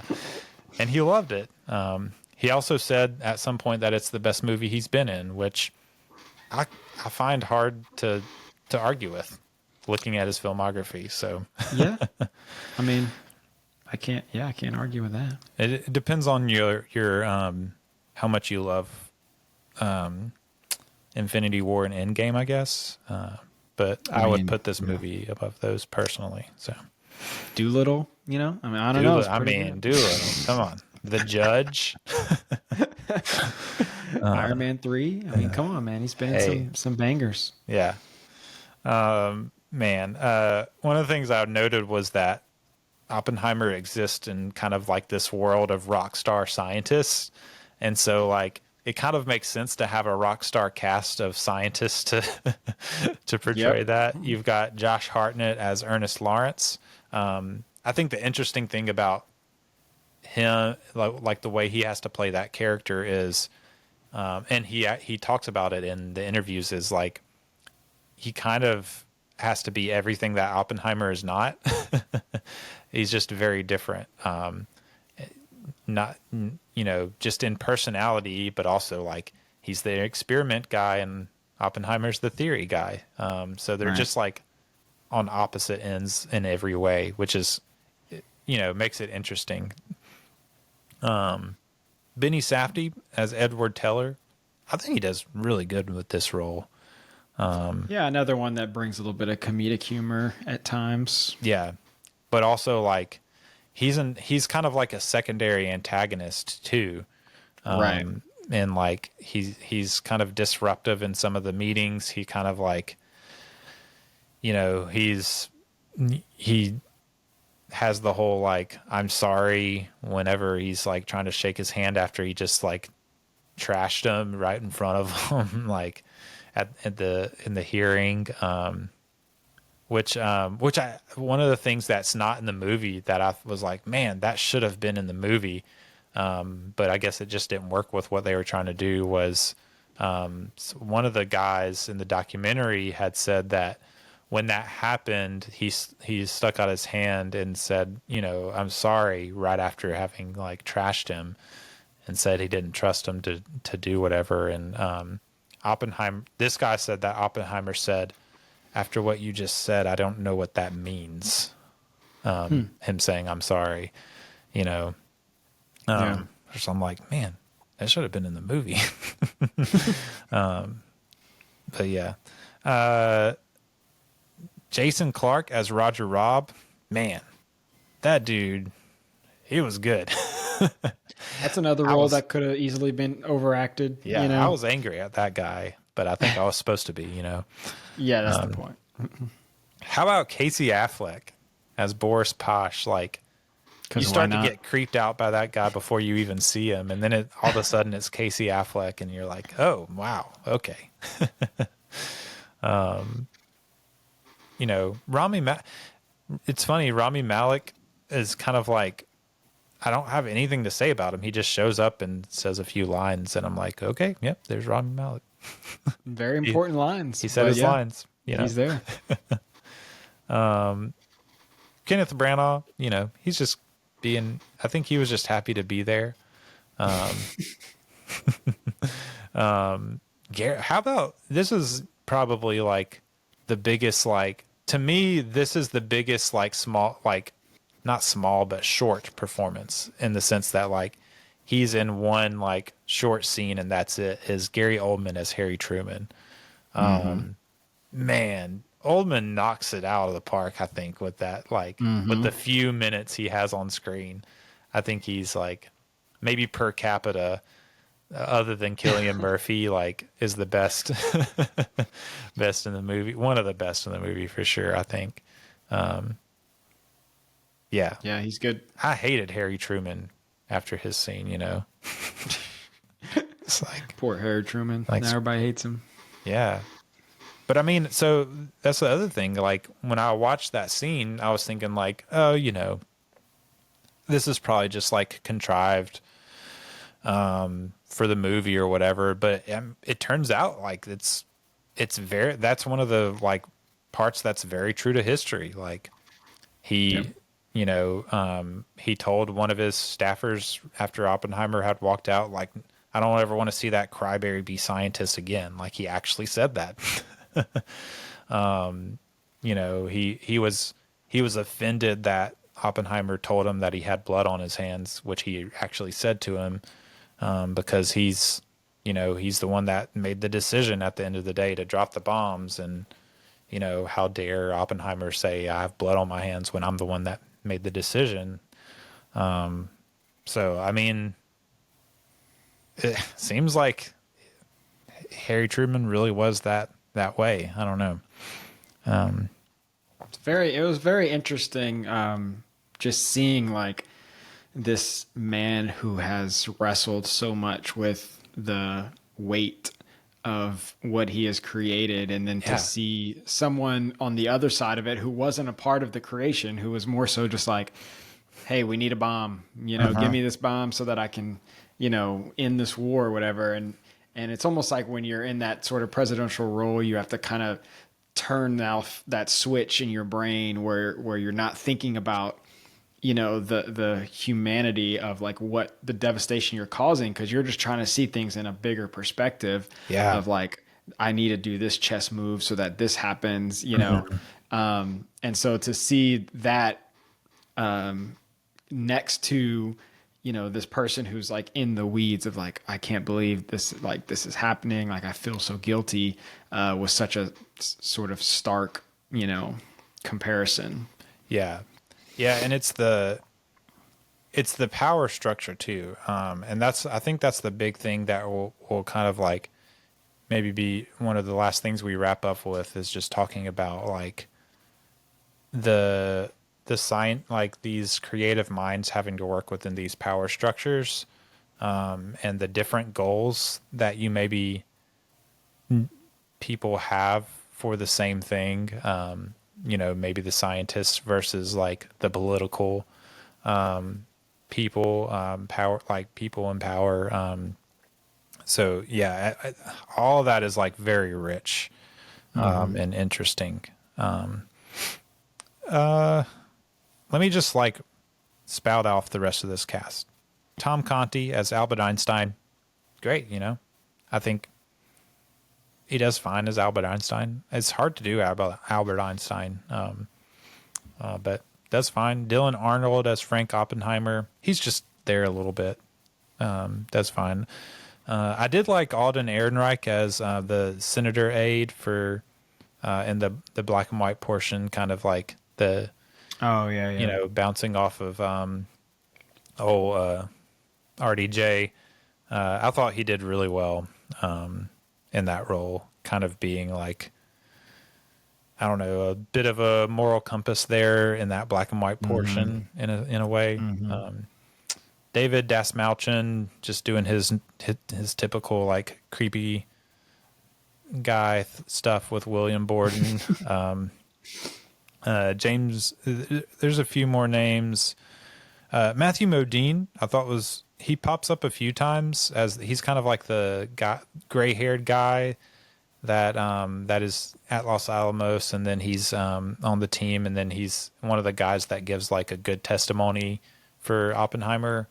Liked that guy. He just like gave off this air of like likability, I guess.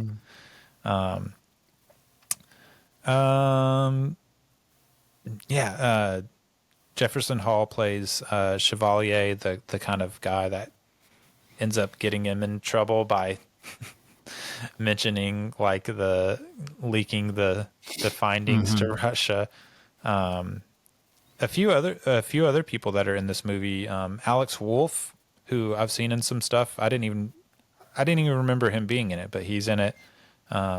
Josh Peck plays Kenneth. My guy, Bainbridge. Josh Peck. Oh, Josh From Drake and Josh. Yeah. He had such an important part too. I'm like, why is Josh Peck from Drake and Josh in charge of, this such an important part of the movie? Yeah. It's so weird to see. Was he the button guy? Yeah, he was the one that was like, hey, if this, drops below a certain whatever, you have to press the button. Like, oh my God. And he's just sitting there with his hand over. Like, I would be so worried that I would accidentally press it when I didn't need to. I know. He did well, though. He did well in his role. A few others. Gustav Skarsgård plays Hans Bethe, son of Stellan Skarsgård. So that's cool. And then Jack Quaid, Richard Feynman, also son of Dennis Quaid, I think. Some kind of sons of great actors there. And then this is a fun fact. Flora Nolan is Christopher Nolan's daughter. She's the girl with the peeling face. And that's his daughter. So that's might pretty morbid. Cue into how Nolan is thinking about this movie and the horror of it all. It's like, that's intense. Yeah. It was really not, I couldn't have done that. But it's hard to see your daughter like that. Yeah, when you know that fact, it makes it kind of a little bit heavier, that visual. Right. Hello again. Do you know how you can really support the show for free in just a few minutes or less?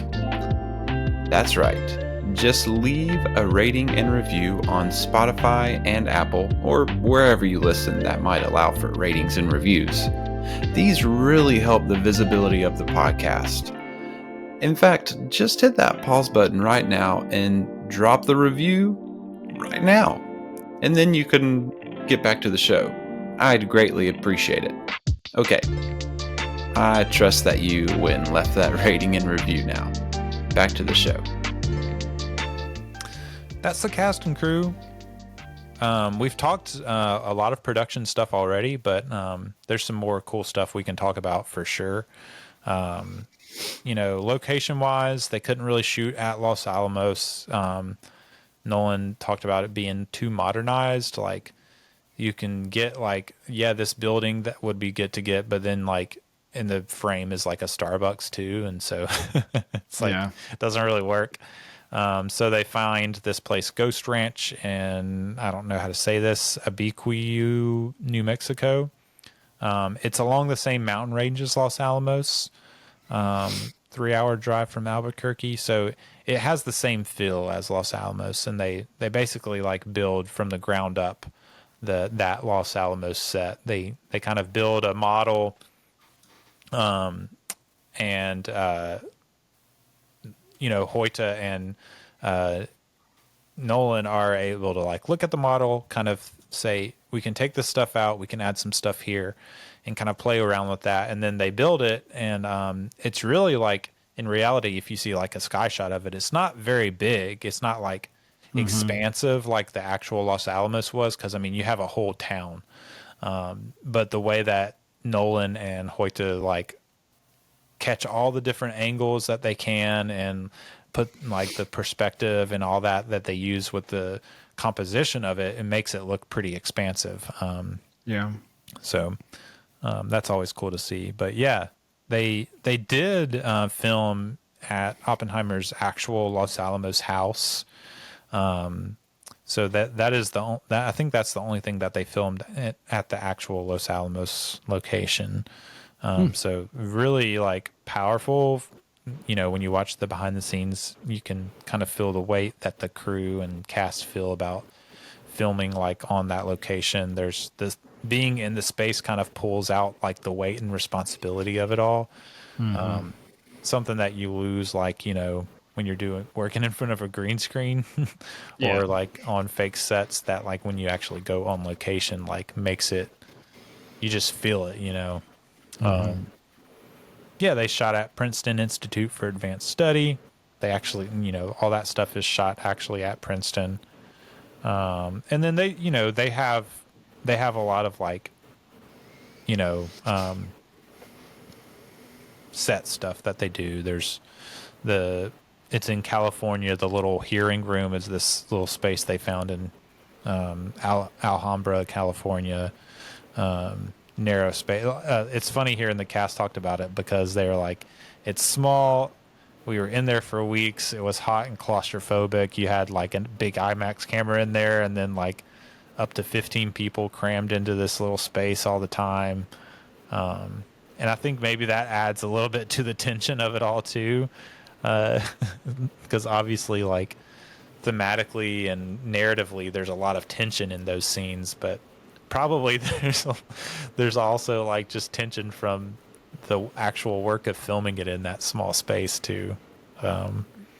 Yeah, and it's such an uninspiring space too. It's like, yeah. You know, like in the interview I was listening to with Hoytze von Hoytzma, it's like, how do you make something like that look cinematic? And you know, he was basically just like, you just focus on the faces. You know, like it's all about the performance and the dialogue, and that's what you're trying to draw the attention to.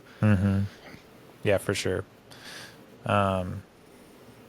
Another fun fact: some of the modern Los Alamos staff were extras in some of the scenes, so that's fun. There's like a interview with Nolan, the current director of Los Alamos, a couple of scientists, and Kai Bird. There's like a panel interview with all of them that you can watch. It's on YouTube, but it's also on like the Blu-ray disc. The director of Los Alamos was talking about like a bunch of his staff was on vacation and they were on the set, you know, as extras. I thought that was funny. Nice. Yeah, that's a cool vacation. Go be in Oppenheimer. Why not? Yeah. But yeah, you know, as far as like on-set stuff, you know, it's kind of like the typical stuff you hear about Nolan. Like he's very like approachable. You know, he's Robert Downey Jr. talked about like there's not really like hit your mark, or like it's very like unrigorous. They kind of fill out the space together. It's very collaborative. And he's kind of just always been that way from what I could tell doing the series on him. Is just he kind of like there's a bit of like mystery and like, you know, Christopher Nolan feels important just because of who he is and the movies he's made, but like actually on set he's like very like approachable and you know, not self-important or anything like that. Yeah. Which is always good to hear, you know. Absolutely. And they also talked about that they're watching the dailies every day on film together, and that's like very collaborative and engaging. They talked about how like when you watch dailies on like digitally shot big productions, a lot of times like everyone's just kind of watching them on random screens, and you know, people are on their phones. But like when you sit down in a film room and watch dailies on film, everyone's like, there's no phones out, everyone's engaged, there's one screen, everyone's like engaged in it at the same time, and so like it just builds natural like collaboration. I thought that was really cool. I had never thought about that. But yeah, absolutely. Yeah, you're getting to kind of feel it out together, and kind of feels more real when you're being able to watch it together. Yeah. All right, this is your time to shine. Oh gosh. Camera stuff. Nolan films on the. So I don't know what a lot of this stuff means. 15 perf, 70 millimeter IMAX film. He sees that as being as close as we can be to how the eye sees. I don't know. I've never filmed on film, but from what I understand, that's just the size of the actual film itself. And typical is 35 millimeter is like the typical film. So that's like obviously like double the size. So you're just getting that much quality, and it's a lot more vertical than how you see movies. And for a portrait movie like this, that's why it really worked, because you're filling the screen, you know, with the verticality of the person's face, and it gets right up close and personal. This movie's not really about landscapes, you know, it's about people, it's about close-ups. Even the Trinity project, you know, it's very vertical, you know, it's and so for him to shoot it in that way, I think made a lot of sense for this story. Yeah, for sure. Yeah, and the other part that goes along with that is just like the lenses and the camera itself. So they shot a lot of the close-ups, and according to like one of the camera guys that they were interviewing in the behind the scenes, he was talking about close-ups and close to minimum focus. And he said, this is something he said that I have no idea what it means, but maybe you do, that the lenses go to T1.9 and some to 2. Do you know what that means? Yeah, that's your aperture. Okay. Yeah, that's like how wide the lens, like the inside of the lens is. It can be wide or it can be like small. Okay. And, so what is T1.9? What would that be? Big or small? That's small. Okay. So the smaller it is, the thinner your plane of focus is. Okay. And so the more like depth of field you have, like right now, how my background's very blurry. Right.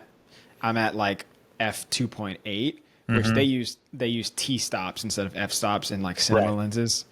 So that's what that means, is like he's getting it as like close. Sorry, in. I said it opposite, as wide open as possible. So the smaller the number, the wider. I said that opposite. Sorry. Okay. So he had it wide open to where it's very shallow depth of field, and you're getting right up close to the person's face. Yeah.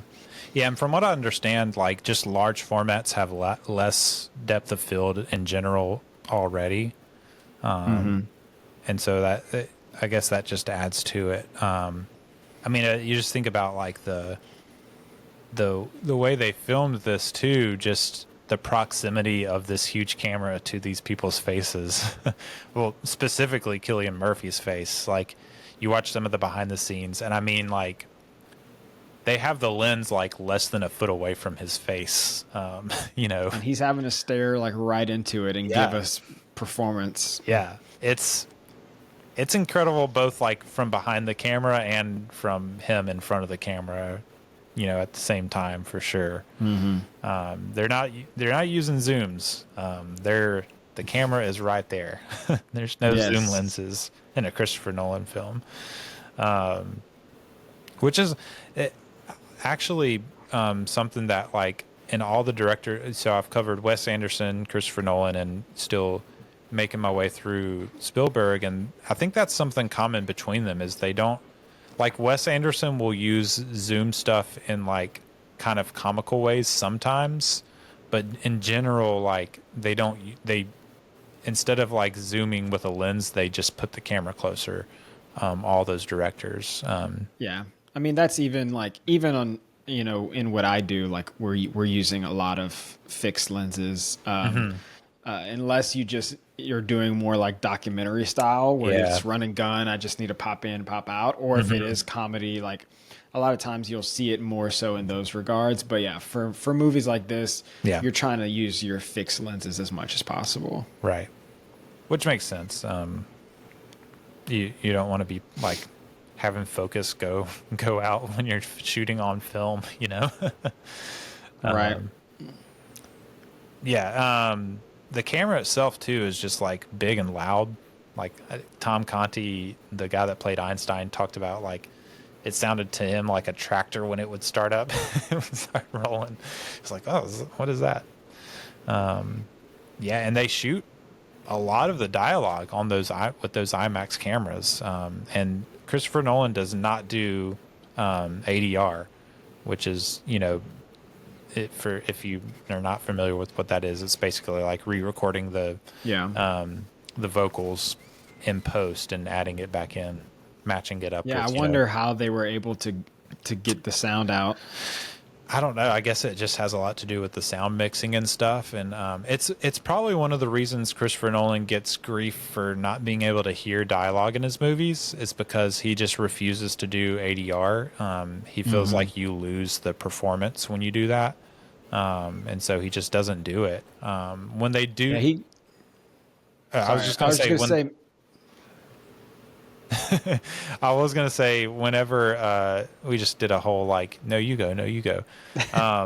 Whenever you do, like heavier dialogue scenes, so there are a few scenes where, like, it's just super, super heavy in dialogue. They shoot with a much quieter 5-perf camera, System 65 camera. So they do shoot some scenes, like, not on the big 70 millimeter 15-perf IMAX film. Probably a lot of that is like in that tiny room when like the interrogation is really getting heavy. I would imagine a lot of that's probably shot on that quieter camera. Yeah, I think maybe the outdoor stuff you could probably get away with it, especially if you have like a longer lens where you can be a little bit further back from the characters. Maybe I would assume is maybe some way that they were able to get around it. Yeah, for sure. The other thing about the camera too, that you know, I had mentioned talking about like Sinners. So you know, Coogler had talked to Nolan a little bit about shooting on IMAX, you know, for Sinners, and one of the things they talked about that Coogler, you know, really like when he got on set and was like shooting on that film was he realized like when you shoot on film, you automatically like magnify the responsibility of your cast and crew. Because when the film starts rolling, everyone is locked in. They know like the film is rolling. I have to get this right. I have to do my job well. Because it's not like digital where you just like popping in and out SD cards or whatever they have them saved on. You know, it's serious. Like there's just like this weight of responsibility that everyone feels when the film starts rolling. And Coogler talked about that like being true. Like he was blown away at like how things changed when he was shooting with the film for Sinners. And it seems like, you know, it's kind of the same thing on Nolan sets. Like everyone just takes it a lot more seriously, which is something I hadn't really thought about, but like makes total sense, you know? Yeah, it just requires you to put that much more intentionality into the pre-production and the planning of it all. So that way when it's time to go, it's time to go. You know?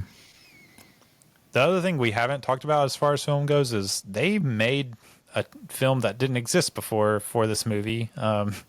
They called up Kodak and they were like, hey, can you make some 65 millimeter black and white film for us? It just, that wasn't a thing. Apparently it was really difficult as well to figure out like how to do it properly for what they were needing. Yeah. Cause I mean, it's big, it's a big format for that. And it looks incredible. I'll say that. Those black and white sequences look so good. Yeah, and it completely changes how you have to light things and you know, even like the color of everything, like in order for it to show up the proper shades of gray that you want it to be, like takes a lot of practice and like dialing it in before you get to the shoot days. Yeah, and I'm sure it seems to me like you just get such a different feel out of having like the black and white film than if you were to like digitally pull the color out, you know, of color film. So yeah. One of the interesting things was like how they decided to like create this experimental quantum world in camera.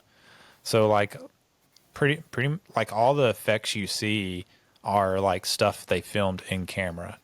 None of it is like digitally created and put in post. It's all stuff that they filmed. So I talked about Andrew Jackson, the VFX supervisor, kind of oversaw all of this, and they really were just kind of playing with a lot of stuff. They got this special probe lens from Panavision that you could like submerge in water or get like extreme close-ups. And did you happen to see any like images of that lens?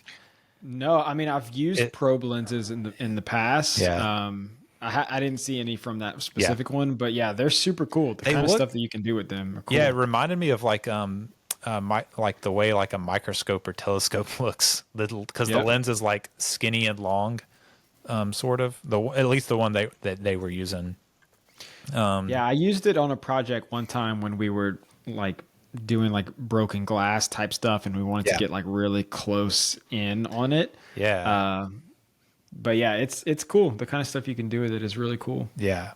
And so I mean, they use that. They do some traditional like in camera effects with like cloud tanks and water and like macro lenses, like high speed camera technology stuff. Like they do a lot of like traditional methods with stuff like that. But they also just like come up with like really cool ways to capture this stuff in camera. Like at one point they're showing like they've made this like little metal like magnet ball that has like all these metal balls like spinning, or like they activate it and the metal balls spin around in it kind of like randomly, kind of representing like the chaos of the quantum world. And I guess they use that probe camera to like that probe lens to like get in close to those and catch like the light reflecting off the metal balls and the random movement of it all. Like in some of those sequences where you're seeing all that happening is like probably from that. Yeah. Just like really so cool, really creative stuff. One of the things I thought was cool was there's the visual you get where it's like facing down, the camera's facing down on Cillian Murphy in bed, and there's this like atom like lights kind of spinning in front of his face. And it was a talking head of Cillian Murphy talking about it. He was like, most people are like probably see that and they're like, oh, they just added that in CGI in post. And he's like, no, there was really a light spinning right in front of my face. And then it shows like it cuts to showing how they were filming it. And there's just this like little device that's like spinning this light around in a random, like random pattern, right there in front of his face, in front of the camera in the foreground. So I love that, man. Yeah. That's one thing I love about Nolan is like when you watch his movies, you just know that like, all right, that's like real. He's making that happen somehow, and it's so creative. It's incredible. It really is. We definitely have to talk about the explosion, the Trinity explosion. First of all, like incredible sequence. It's like basically 30 minutes of like blood pumping, anticipation. What's most impressive to me about that whole sequence is like, we know what the results are. Like it's a historical event. Like we know it's going to go off successfully, but you're still like feel so anxious the whole way, even up to like the moment that the countdown hits 0. Like you feel anxious of like, is it really going to happen? And that's impressive to me, like to pull that off. Yeah, that's acting. That's the score. Yeah, that's the way it's cut. Yeah, the score is so intense. It's like keeping you on the edge of your seat. Yeah, that whole sequence is so thrilling. It's just, it's so incredible. Yeah, so the score there is it's this like big dilemma that he had, that Gordonson had, because he had this idea to like build the tempo like over time with the violins for that sequence, and it is like this kind of like a building tempo, getting faster and faster, and he was thinking they were going to have to like record it in sections of like record 4 measures, then up the tempo, record those 4 measures, and like kind of piece it all together. but they ended up doing was given like headphones to all the orchestra, and they had a click, like the click would go in their heads when they were supposed to like start changing tempo.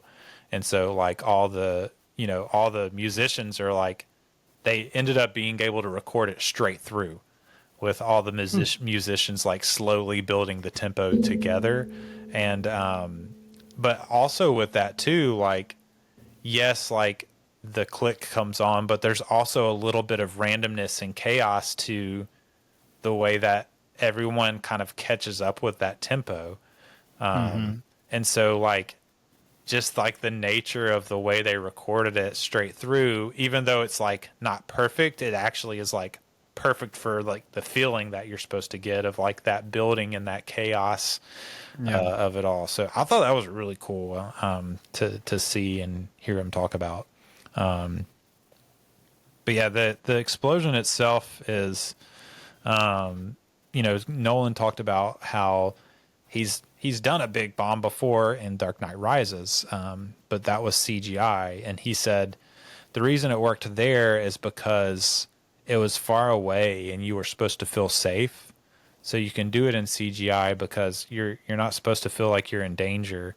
He said, but for this one, like, you're supposed to feel like you're in danger. It's supposed to be dangerous. And so he was like, there's no way I was ever going to do it in CGI. It needed to be real, shot in camera, so that you could feel like the danger of it all. Yeah. And yeah, that's what they did. They did a ton of experiments to get it right. For the mushroom, they had like about 60 gallons of gasoline with high explosives that detonated at the top. And then in the middle, there was this about 2/10 of a second later, there was this aluminum powder that ignited, that gave like the bright flash. And then a half a second after that, they detonated the mortar at the bottom, which was like, gasoline and black powder and all that, to push like the mushroom cloud up. And so, yeah, it's just like, just a lot of experiments to get like, I guess like the timing of it all down to get the look to be exactly right. But yeah, it looks incredible. Yeah. And it had to be replicable too, so that they could get, all the shots they needed. Right. Because, that they don't have 5 IMAX cameras sitting around. So, right. Yeah, man, that moment when it goes off and the score cuts out and Oof. you're just Talk about left sound design. seeing- Yeah, you're left seeing all the different reactions, which is true to real life. Like there would have been a delay of like, okay, it goes off before it actually hits you. Yeah, you see the light before the sound. Yeah. Yeah, such an incredible moment. You're tense. You're like, yeah. It was such a cool scene. And you can hear it even stays with like the kind of like the Oppenheimer POV with the sound design, because you kind of like hear his breath too, like the heavy breathing of anticipation. It's, man, that was like the moment to me the first time I watched it. That was like, this is just incredible. Like the sound design, the way it cuts out was just perfect. I don't know. It's just really, really well done. Yeah.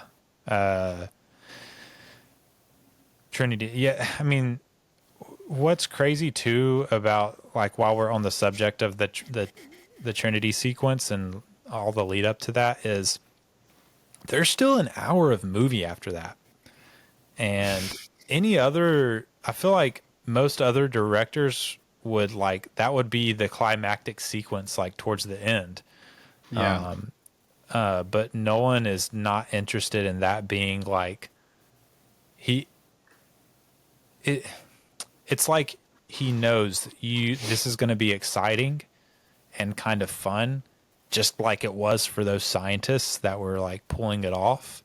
But you can't let that be like, you can't leave on a high from that because of what it is.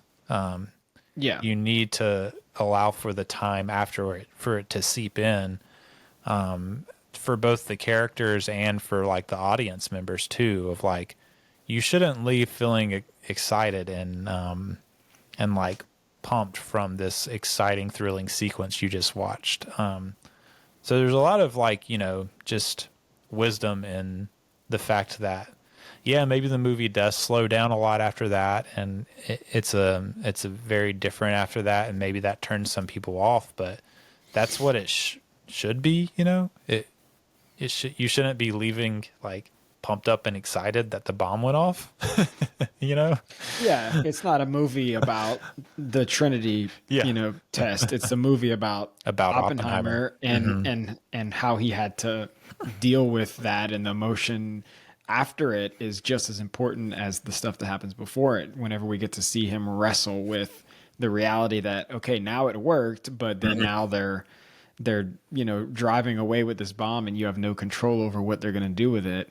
And living with the reality that they're going to drop this on, so many people, and so many innocent people are going to die. And that whole part is just as important. Yeah. And just really, really incredible. The way it was all handled. Even like just kind of moving along in like production stuff, the Trinity site, they built the 102-foot Trinity Tower replica. Like they did all of it. The one funny thing, the whole like making of documentary ends with this story of the Oval Office set, and how like 5 days before shooting they lost their location they were supposed to shoot at for the Oval Office sequence. And so they basically were like told Ruth de Jong, like, hey, we've got to build this set. And she was like, I have 5 days. I can't build this set in 5 days. And so they found this old Oval Office set from some other production that was like all beaten up and stuff that they had to like doctor up. And they had like people working 24 hours a day in shifts, and they shot it, and it was like nothing had ever happened. It's just like the magic of movies, Gotta make it happen. Yeah.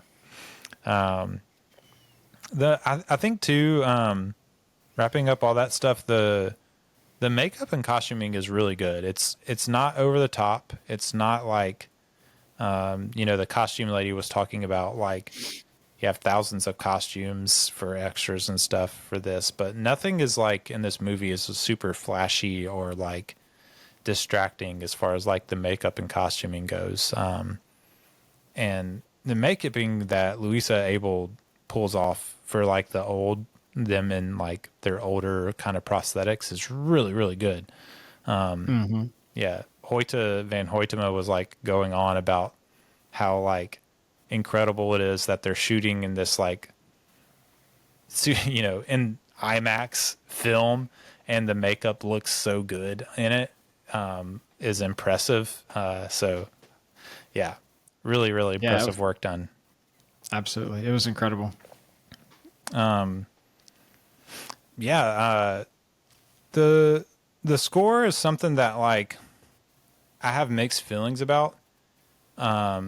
To me, at times it can feel like the score is trying to make every single moment of the whole movie feel like it's like the climax of the movie, in a way. And it's, I don't know, to me, my like, I guess hot take on the score is that it's a little bit oppressive.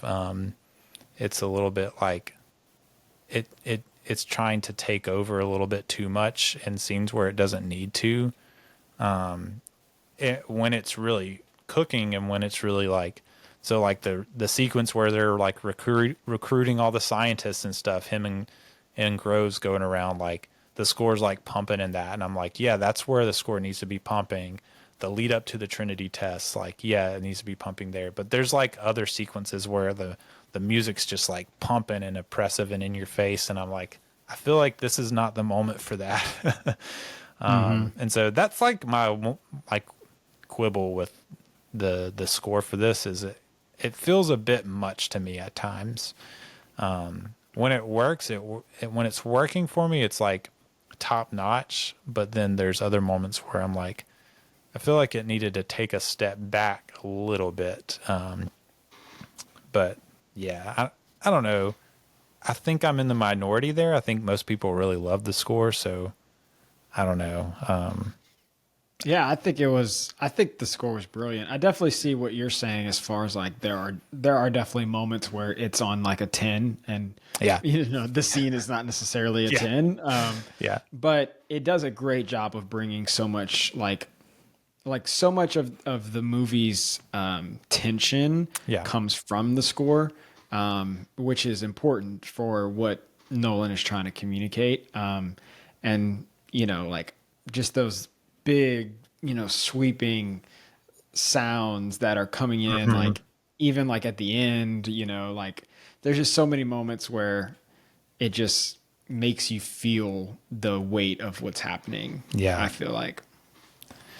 Yeah. Yeah. I mean, I don't want to be like, I don't want people to come at me because I think the score is really good. But yeah, I don't remember. I'm trying to remember, look up while I'm speaking. I'm trying to remember what other scores were nominated along with it, but I remember liking other ones more. But yeah, I don't remember what the other ones were. So, and I don't have enough time to vamp with talking to look it up. So it looks like you're looking it up for me. Yeah. We talked a little bit about editing. We talked a good bit about the editing earlier. The other interesting, you can just pipe in whenever you find it. The other interesting thing about like the film processing is just like, switching the coloring process between black and white and color film.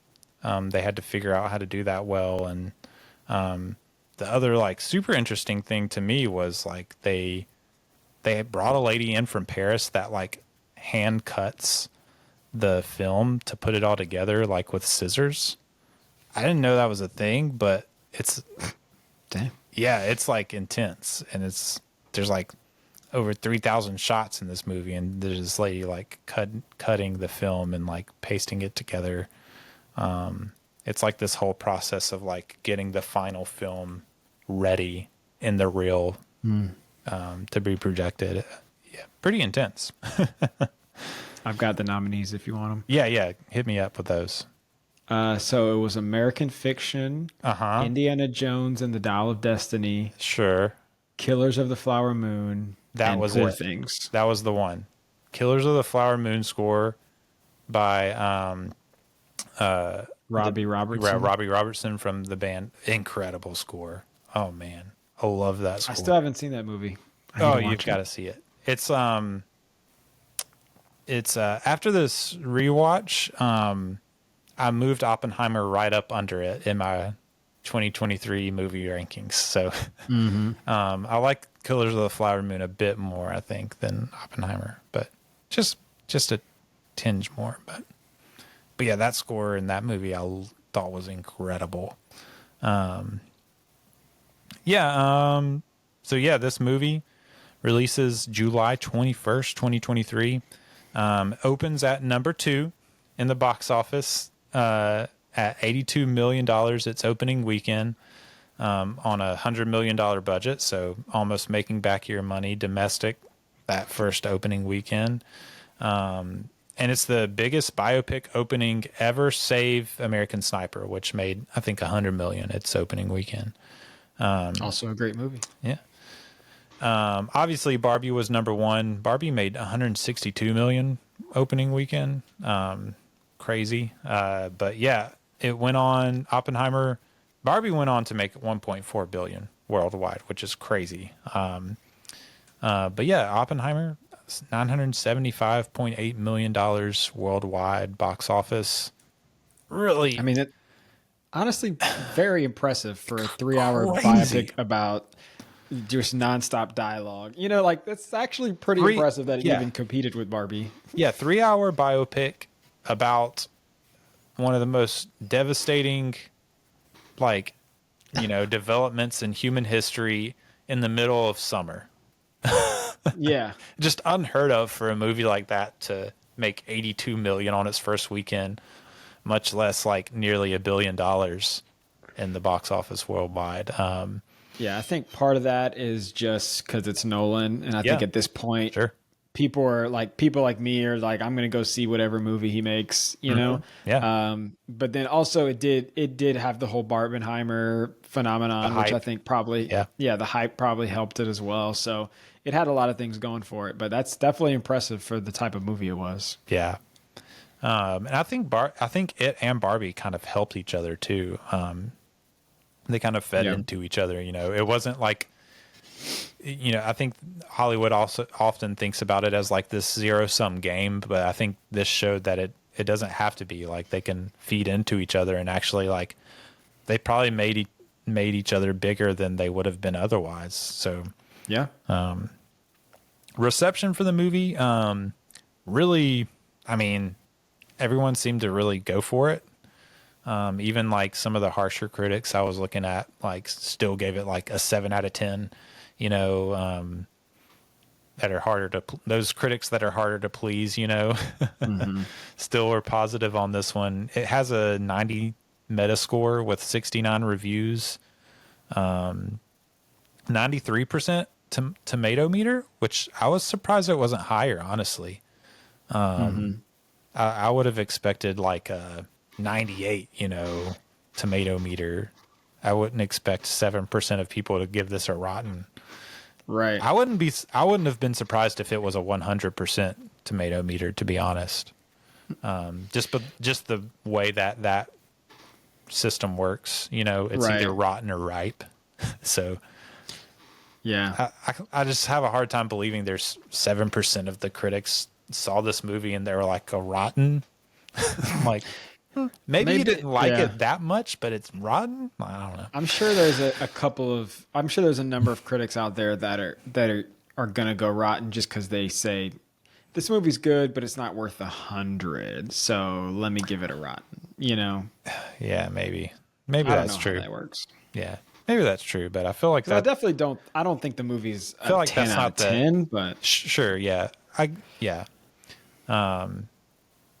But yeah, I don't know. That feels like you're losing your integrity as a critic if that's the way you're making your decisions. But maybe they are out there. I don't know. The 91% audience on Rotten Tomatoes, 4.2 on Letterboxd.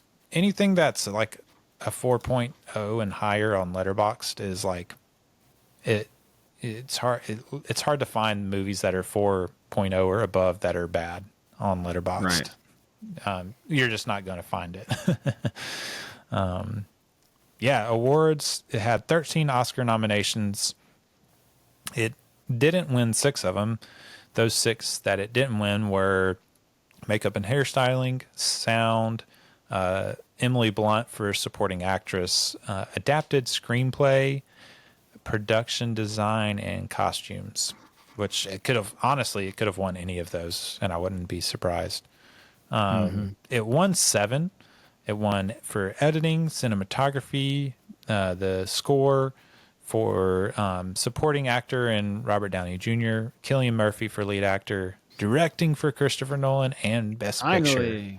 Finally gets his directing. Yeah, finally gets his directing and his Best Picture. And honestly, like, this wasn't my favorite film of that year. Well, I already mentioned, I like Killers of the Flower Moon, which was also nominated a little bit more. It wasn't my favorite movie of that year, but like, even though it wasn't my favorite, I still wanted it to win, Yeah. As a longtime Christopher Nolan fan, he's kind of the one that really got me more into movies and cinema, and it was just his time, and oftentimes I'm kind of against that sentiment with the Academy. Like, you don't give people awards just because like they're due an award. But this was a little different because like this was deserving of it also. Like he is due an award, but it also like deserves to be awarded. So yeah, it truly is a masterpiece. Like it's not my personal favorite of Nolan's, mine either. But it really is an incredibly made movie. And so I had no problems with it. Now, granted, I didn't see all the movies that year. I didn't see Killers of the Flower Moon, but from the ones that I did see, it felt deserving. Yeah, and like you said, there comes a time with some directors where you're like, all right, it's time. Like this is his time for sure. Yeah, for sure.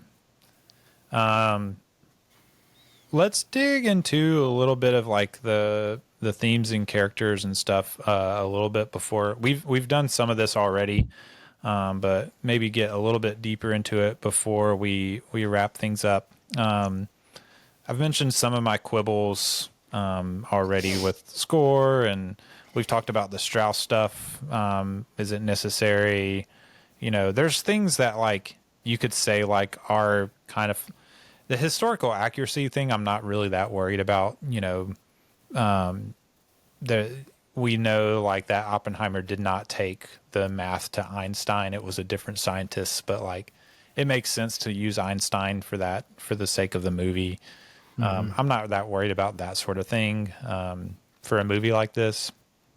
The other quibble I would have would be like the weird nude stuff. Like it doesn't, I'm just not sure it was necessary. One take I heard about like the part in the hearing where it's like in the middle of the hearing is like it's supposed to be this like Kitty is seeing it's like a vision of like what Kitty is most afraid of, that like now that this is being publicly like put in record, now everyone is picturing him and doing this, you know, and the humiliation of that, which I guess I could see that, but I don't know. It's definitely uncharacteristic of Nolan. It is. It is. And it's definitely not necessary. I think you could get all those same points across without actual nudity. Yeah.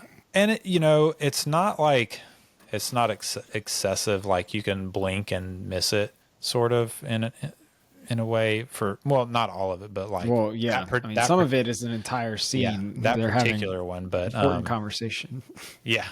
And I have heard like the weirdness of the what I wrote down as the Sanskrit sex scene compared to the weirdness of this sex scene that we covered in Spielberg's Munich, which is not like, it doesn't have graphic nudity in it, but in that sex scene, but it is weird. He's having like flashbacks to people being killed, you know, the terrorists killing the hostages at Munich as he's like having sex. It's weird. It is weird. And I've heard this scene kind of compared to that and like the weirdness of it and like, what is going on here? Why is this the choice you're making with this? These people have some weird turn-ons for sure. I don't know. I don't know. That one was weird to me.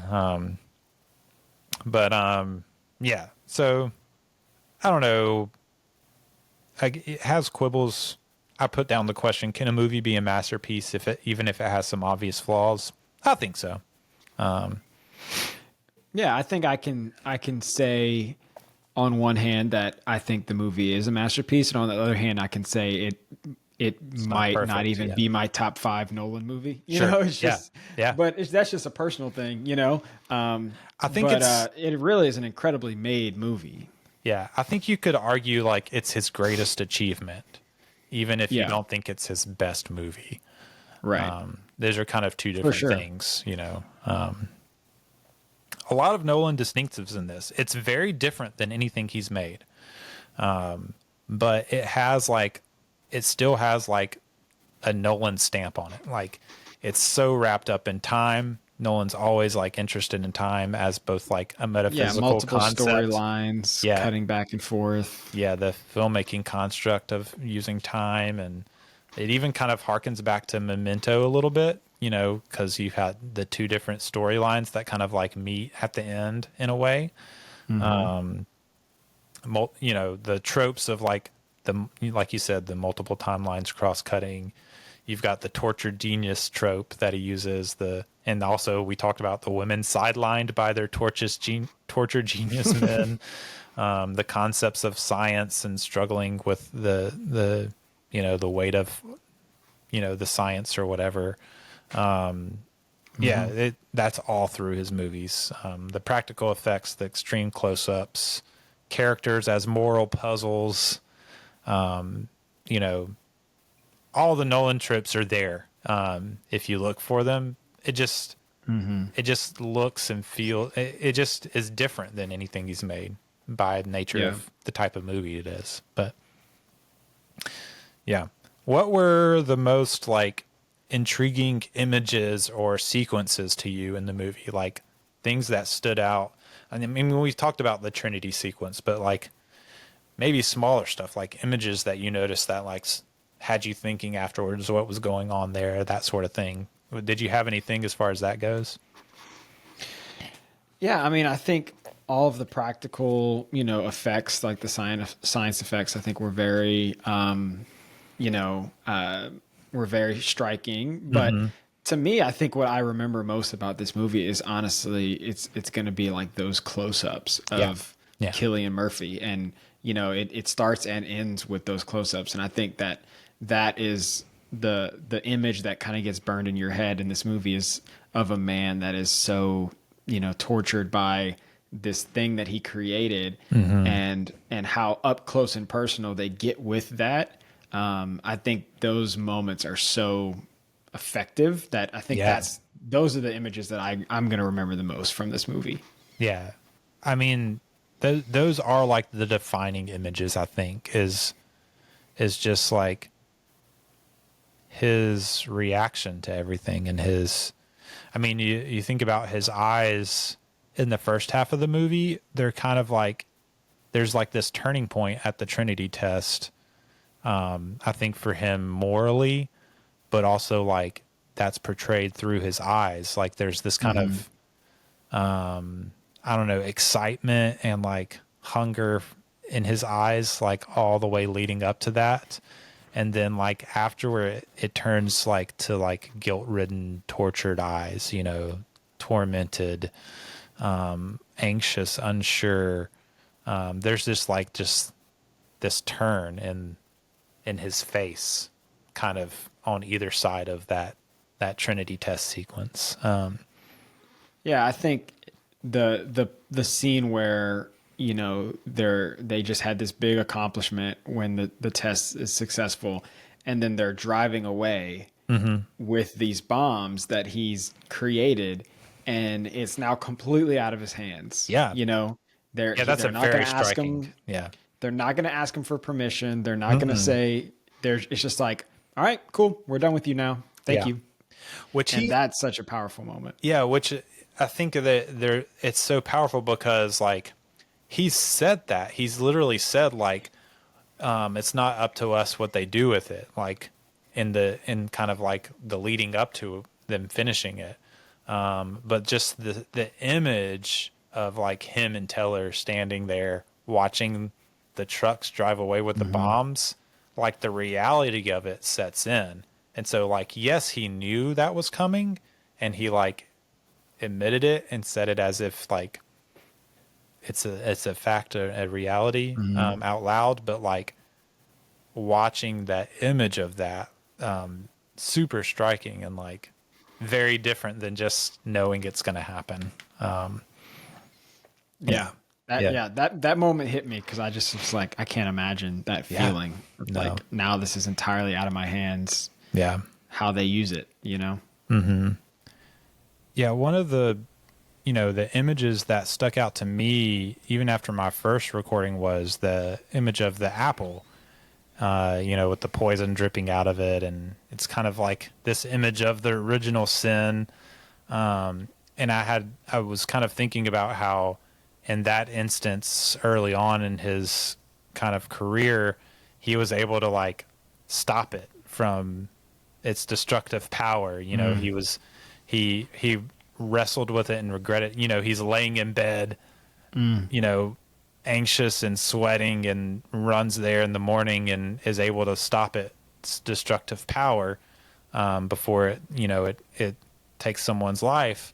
But then, now you have later in the movie, there's flashbacks to that apple kind of in other parts of the movie. But now you have this kind of like cat's out of the bag, genie's out of the bottle thing with the atom bombs. And he he's powerless to do anything about it this time.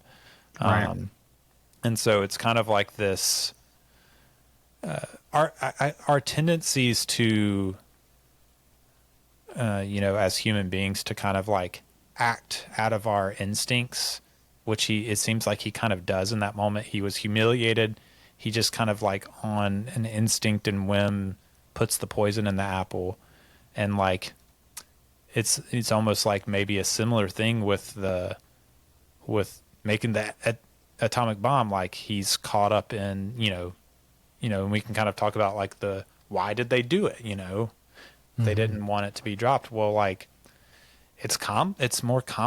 I guess like in hindsight, it's easier to say that than like in the moment where you're a scientist and, there's this brand new thing that you get to like experiment with and figure out and discover, on the one hand. And then on the other hand, like you're a Jewish man who we know felt very strongly about the war, was sending money to the Spanish front, to fight against Hitler, wanted to end the war, wanted to stop the Nazis, and felt like this might be the quickest path to stopping them.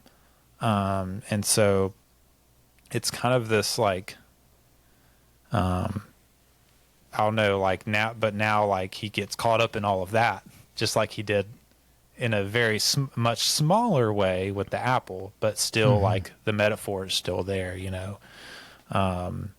and he's done it once. That original sin has been planted, and now he's done it again, but this time there's no stopping it.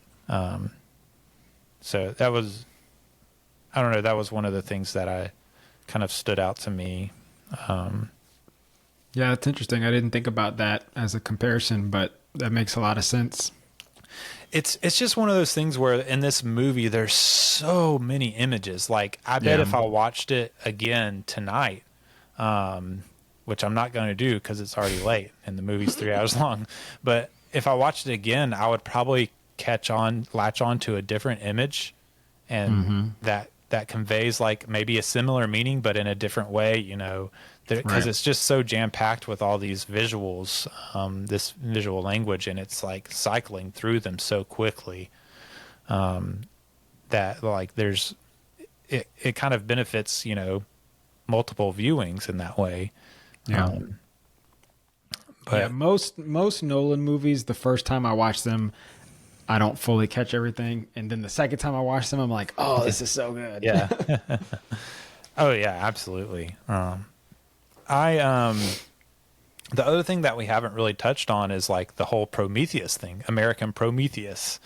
The name of the book, it's mentioned in the story. Well, the thing that I knew about Prometheus, but hadn't really, I looked up like the general like myth of Prometheus after watching, because everything that I read, I remembered like, oh yeah, I knew that, but it's just like I don't have the Prometheus story stored in my mind, so I needed to be reminded, sort of thing. But obviously, like Prometheus gave fire to humanity, and so you have that giving fire to humankind thing with Oppenheimer and the bomb.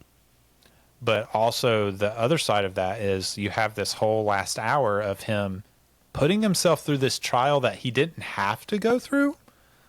It was really like at the end of the day, his choice, which is something you can miss like in the like, the quick dialogue and quick editing of it all, that he actually had a choice of whether he went through that or not, which is why like, Kitty asked him why he put himself through all that, and no one's going to forgive him, and he's kind of says, we'll see, or whatever.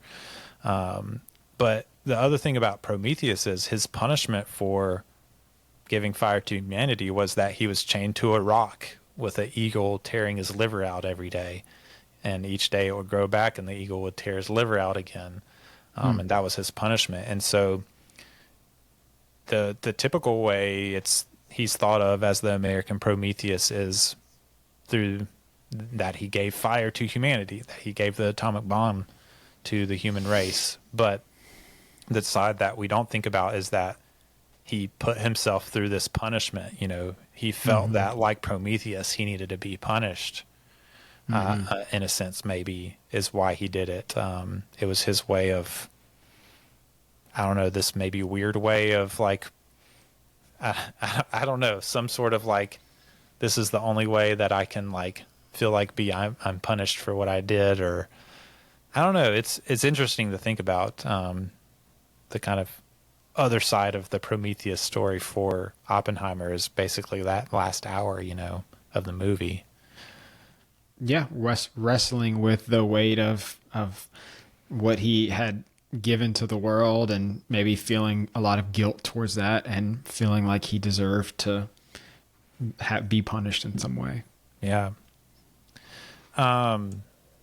Obviously, like, there's a lot of themes we can talk about with this movie. There's kind of the question of, just because something can be done, should it be done? It was interesting hearing Nolan talk about how he's talked to AI developers, and he said that they kind of feel like they're having an Oppenheimer moment.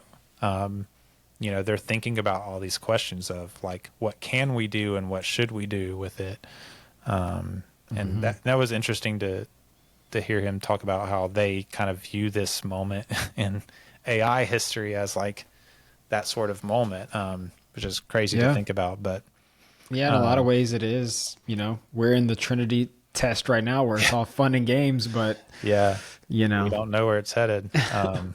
Yeah, and we're talking about the consequences, but are we talking about it enough? It's like, I don't know. One of the things about the way the movie's structured, the pace of it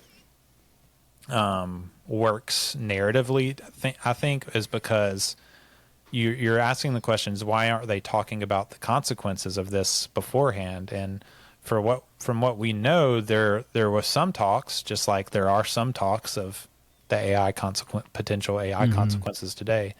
But really, like, they didn't really sit down and deliberate on it until afterwards. Right. Very truly. And the pace of the movie, you know, leading up to the Trinity test and the bombs being dropped, really portrays how no one's slowing down to think about it enough. Well, and similarly to this, you know, atomic bomb scenario, is like, when it comes to AI, it's like, we're not alone in this, right? So like, we may as a country say, hey, we're going to slow down on this, we're going to put regulations, but that doesn't mean the countries on the other side of the world are going to do the same thing. And so you don't really have the luxury of doing that, because if you do that, then you're going to become way behind. So you just have to keep going and just hope that everybody does good by it, you know? Yeah.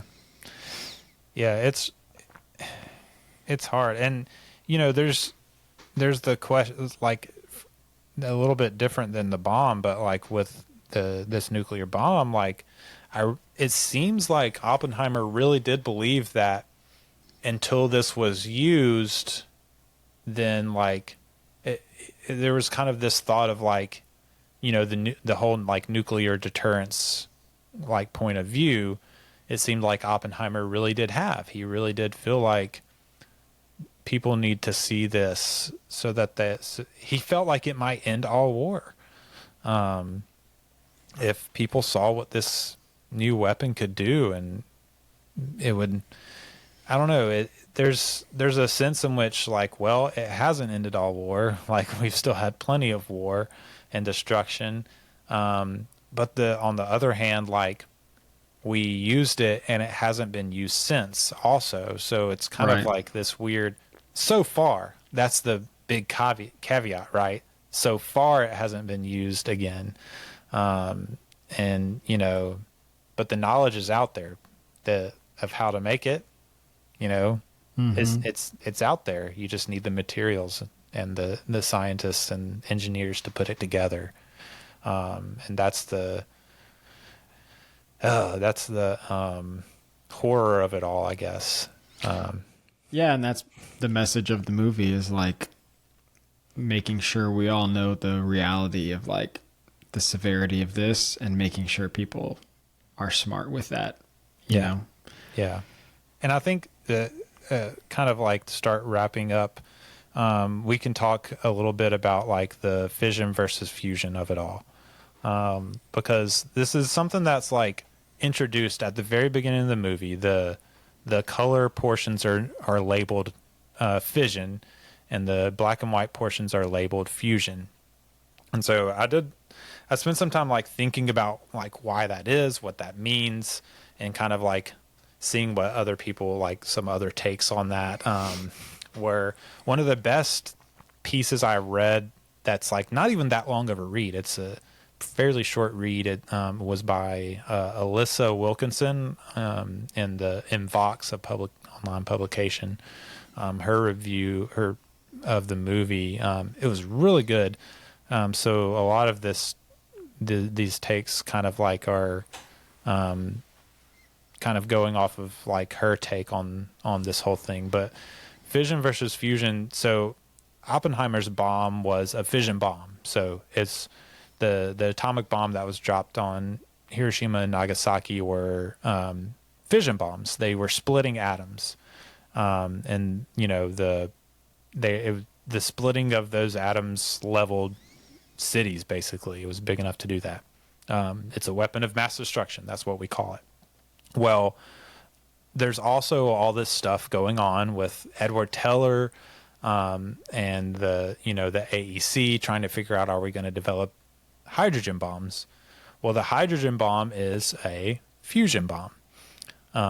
And instead of it splitting atoms, it combines atoms with such force that it creates an explosion. And this is one of the things they talked about. They showed a graphic of. Graphics help me visualize like differences. And so a fusion hydrogen bomb would be like 1,000 times as powerful as the atomic bomb that we dropped was. So it showed a visual of like this tiny mushroom cloud versus this like humongous mushroom cloud. And it's like Oppenheimer's whole thing was like, what would we even use that against? Like, there's not any way you can do that. And he at one point labeled it not a weapon of mass destruction, but a weapon of mass genocide. And so basically you have these two parts of the movie, the color and black and white, labeled fission and fusion. The Oppenheimer portion is the fission portion. It's Oppenheimer himself is kind of this split man. He wants to make the bomb to end the war, but also he's thinking maybe we shouldn't use the bomb. It's this paradox of, it goes back to light, his little, what is light? Is it a wave or is it a particle? It's both. Well, it can't be both, but it is. It's this paradox. And there's this fission in Oppenheimer himself, this splitting of what he thinks. And that's part of why he's so unknowable and such a mystery. Is it's hard to like figure out who he was, probably because like he had a hard time figuring out how he felt about it, And so it's this whole vision of the section of the movie is just this paradox of a split man. Whereas the fusion section of the movie centers on Strauss, who is this man who is not split at all. He's actually willing to swallow up other people and whatever he needs to gain more power. And so it's this, and this is the take that makes me feel like, okay, maybe that there's more to this Strauss portion of the movie than like I've given it credit for, of like this juxtaposition of the fission versus the fusion. The fission is bad, it levels a city. But like Strauss wanted to develop the hydrogen bomb. He wanted to gain as much power as he possibly could, to use whatever force necessary, and no matter what the great cost may be, as long as it served his country and ultimately himself. And so I think at the end of this is a quote from Wilkinson in that Vox review. She said, talking about Nolan, she said, quote, "He focuses his lens on power, the kind that splits atoms produce the kind that countries wield, the kind that men crave, unquote. But and she kind of talks about how in the end the bomb wasn't about the bomb, but it was about power, and how like you see with Oppenheimer specifically, but with all the scientists in general, when they start questioning things, that's when they lose their power and are swept aside. They're really just tools for the people that are in greater power. And so, you know, her whole take is that the movie is just about the power structures and how, you know, that people with, you know, good intentions get swept into these evil power structures and then are swept aside when the power structures get what they want to gain more power. And then they're left like Oppenheimer, alone, like tormented, you know. And I thought that was a really good, interesting take of like that whole fission versus fusion thing. And how, you know, the whole fusion portion of the movie is just about Strauss and his distorted view on reality and, you know, his willingness to gain whatever power, you know, by doing whatever he needed to do to gain more power, he was willing to do it. And, you know, I think we can see how horrible that can be with just what our politics look like today, with everyone's grasping at more and more power, and they don't really care what it takes to get there, or who's like left by the wayside in their wake, as long as they're getting more power. And so, yeah, I think there is a big sense in which this is, there's just multitudes of things you can contemplate, that just being one of them about this movie, you know.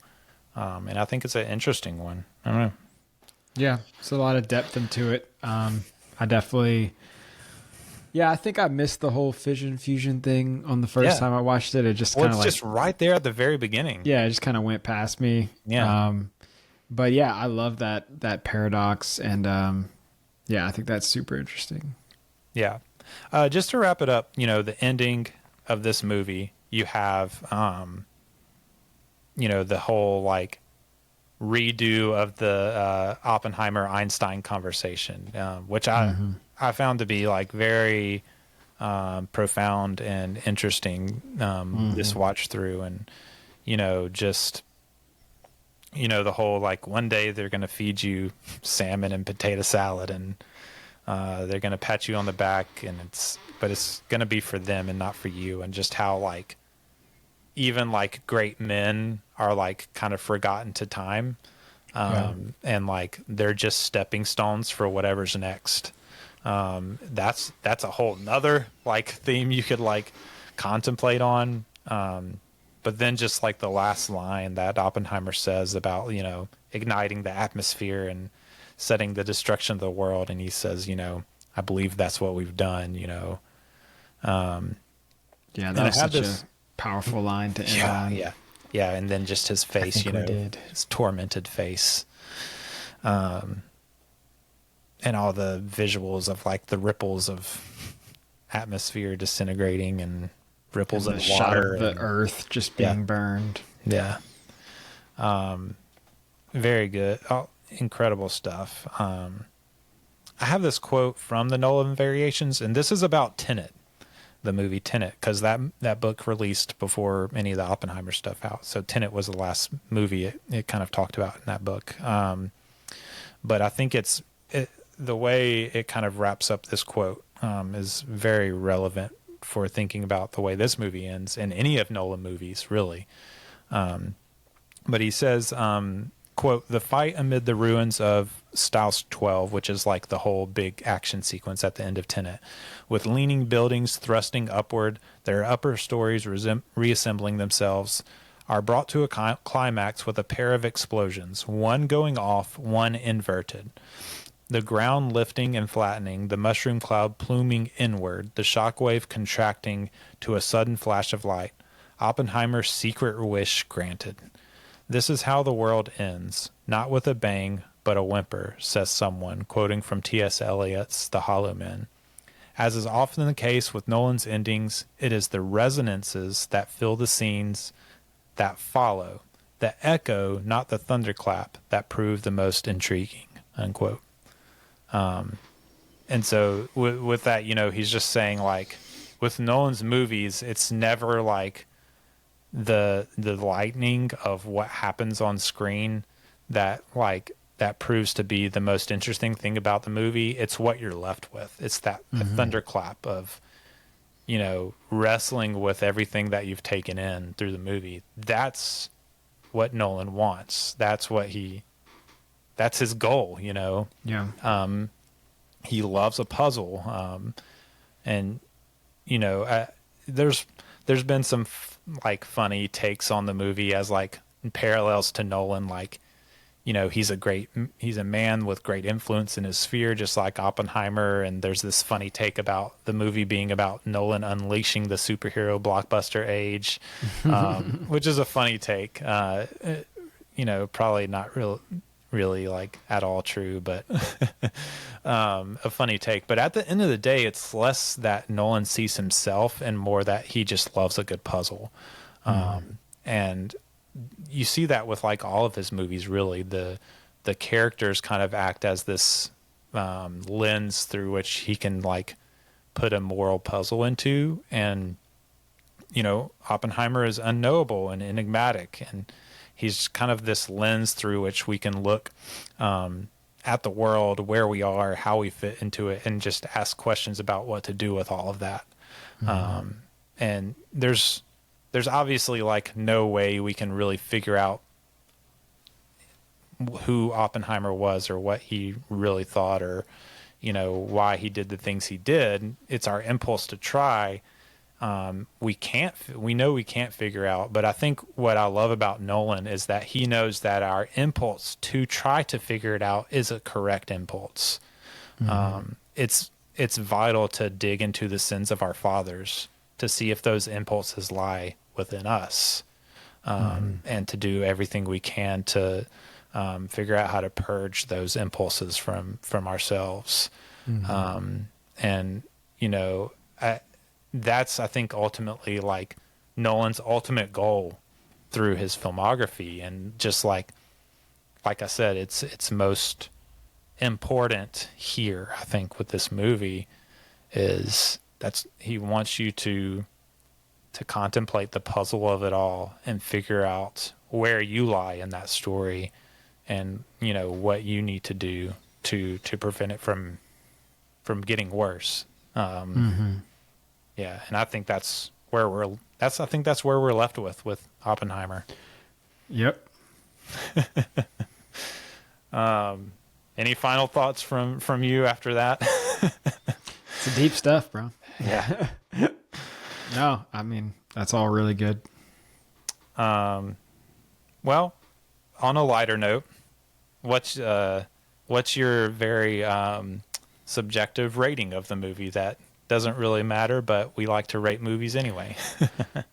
Subjective rating? I feel like maybe like an 8.5.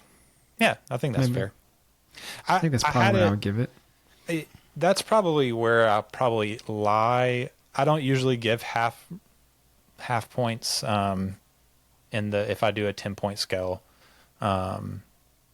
When I saw it, the first time I saw it, I just go by Letterboxd, and it does 5 stars. And so on Letterboxd, I gave it a 4-star originally. This second watch through, I gave it a 4.5 star, which equates to 9. So I kind of am in that 8.5 ish, but I do think, even though I didn't give it 5 stars, I do think it's a bit of a masterpiece, and just what it accomplishes and what it is. And I wouldn't say it's the most fun watch, no. It takes a lot of brain power to watch this movie. It takes a lot of paying attention. And so Yeah, but I think it's incredibly well written, and the music, the cinematography, everything's so good. So yeah, I think an 8.5 to 9 I think is fair. Yeah. Yeah, absolutely. Where does it lie for you in like Nolan's filmography? Have you seen all of his films? I have not seen all of them, and some of them I need to see again. Like Tenet and Dunkirk, I saw both of those, but I need to see them again because I just saw them once in theaters, and I want to rewatch them. But I mean, definitely Dark Knight is number one for me. Okay. I think Inception is probably number two. I really like Interstellar. Love it. Interstellar's my number one. Yeah, so I would probably put Oppenheimer maybe like honestly like fifth because The Prestige is really good too. Yeah. If I'm just talking about my personal, like what movies would I want to watch? It's probably about fifth on the list of Nolan films. No, that makes sense. So I have Interstellar and Dunkirk to me are 5-star movies. I don't think Interstellar is perfect, but I just love it. It's like I love everything about it. Yeah, it's a great movie. Dunkirk to me feels like I don't think there is such a thing as a perfect movie, but like Dunkirk feels like just about as close as you can get to me. It's just like a well like made clock that functions exactly how it's supposed to function. To me, it's so I need to go back and watch it. Yeah. I need to give you my Blu-ray so you can watch it on Blu-ray. But yeah, I would put Oppenheimer anywhere from like, just depending on the day, it could be anywhere from like 3rd to 7th really for me. All of the movies 3 to 7 I have 9 stars. So that would be like The Prestige, Inception, Memento, Dark Knight, and Oppenheimer. Right now I'm struggling with whether to put it anywhere between 4th and 6th with it. The Prestige is like special to me because it was like in my college years, it was like the movie I would say was my favorite movie, sort of thing. And I've grown to like Interstellar and Dunkirk more, but Prestige still kind of holds a special spot. So I don't know that I can put it above the Prestige, but I could see myself putting Oppenheimer like above Inception and Memento and The Dark Knight, just because I think it's an incredible achievement, But yeah. I think that's where I kind of sit with it. And I did move it up with this watch to my number 6 film of 2023. So, it moved As up it the wins ranks Best Picture. Yeah, my number 6 of 2023. Which you saw Past Lives, didn't you? Didn't you watch Past Lives? I did. Yeah. Yeah, that was I my love favorite that movie. movie of 2023. So I loved that movie. Yeah. But yeah, I think that's it. Grant, where can people kind of follow you to see, any sort of work you're doing or that sort of thing? What's the best place for people to find that sort of stuff? I am notorious for being terrible at social media, but That's if fine. I were to post something, it would be on Instagram at Yeah. Grant Robin. I'll post about projects that we're doing. And then I have a website if you want to see my cinematography. Yeah. Grant-Robin.com. I have some of my, movies and stuff on there. Yeah. But yeah. Yeah, and I'll make sure to link those in the episode description so people can find it. But yeah, I think that's really all we have for this week. Next week, I'll probably run an old movie draft or something. I'm actually thinking about I kind of have a backlog of old movie drafts that don't have their own episode. They were kind of like included in past episodes, and I have one that I think is desert movies that maybe would pair okay with this one since a lot of it is in a desert. Yeah. So I might run that one next week. So we'll see what I end up putting out. TBD on that. But the week after that, I'll be kind of doing a Spielberg intermission, kind of in the middle of after his 90s and 2000s mid-career. I'll kind of do a look back on that and talk about my favorite stuff from those 2 decades. And then I'll do a bit of a look forward at the last stretch of his career from the 2010s to today. So that's what's coming up next week. But yeah, that's all we have. Grant, it was a good time. It was a deep conversation time. And yeah, it was fun. Thanks for coming on. Yeah, thanks for having me, man. I enjoyed it.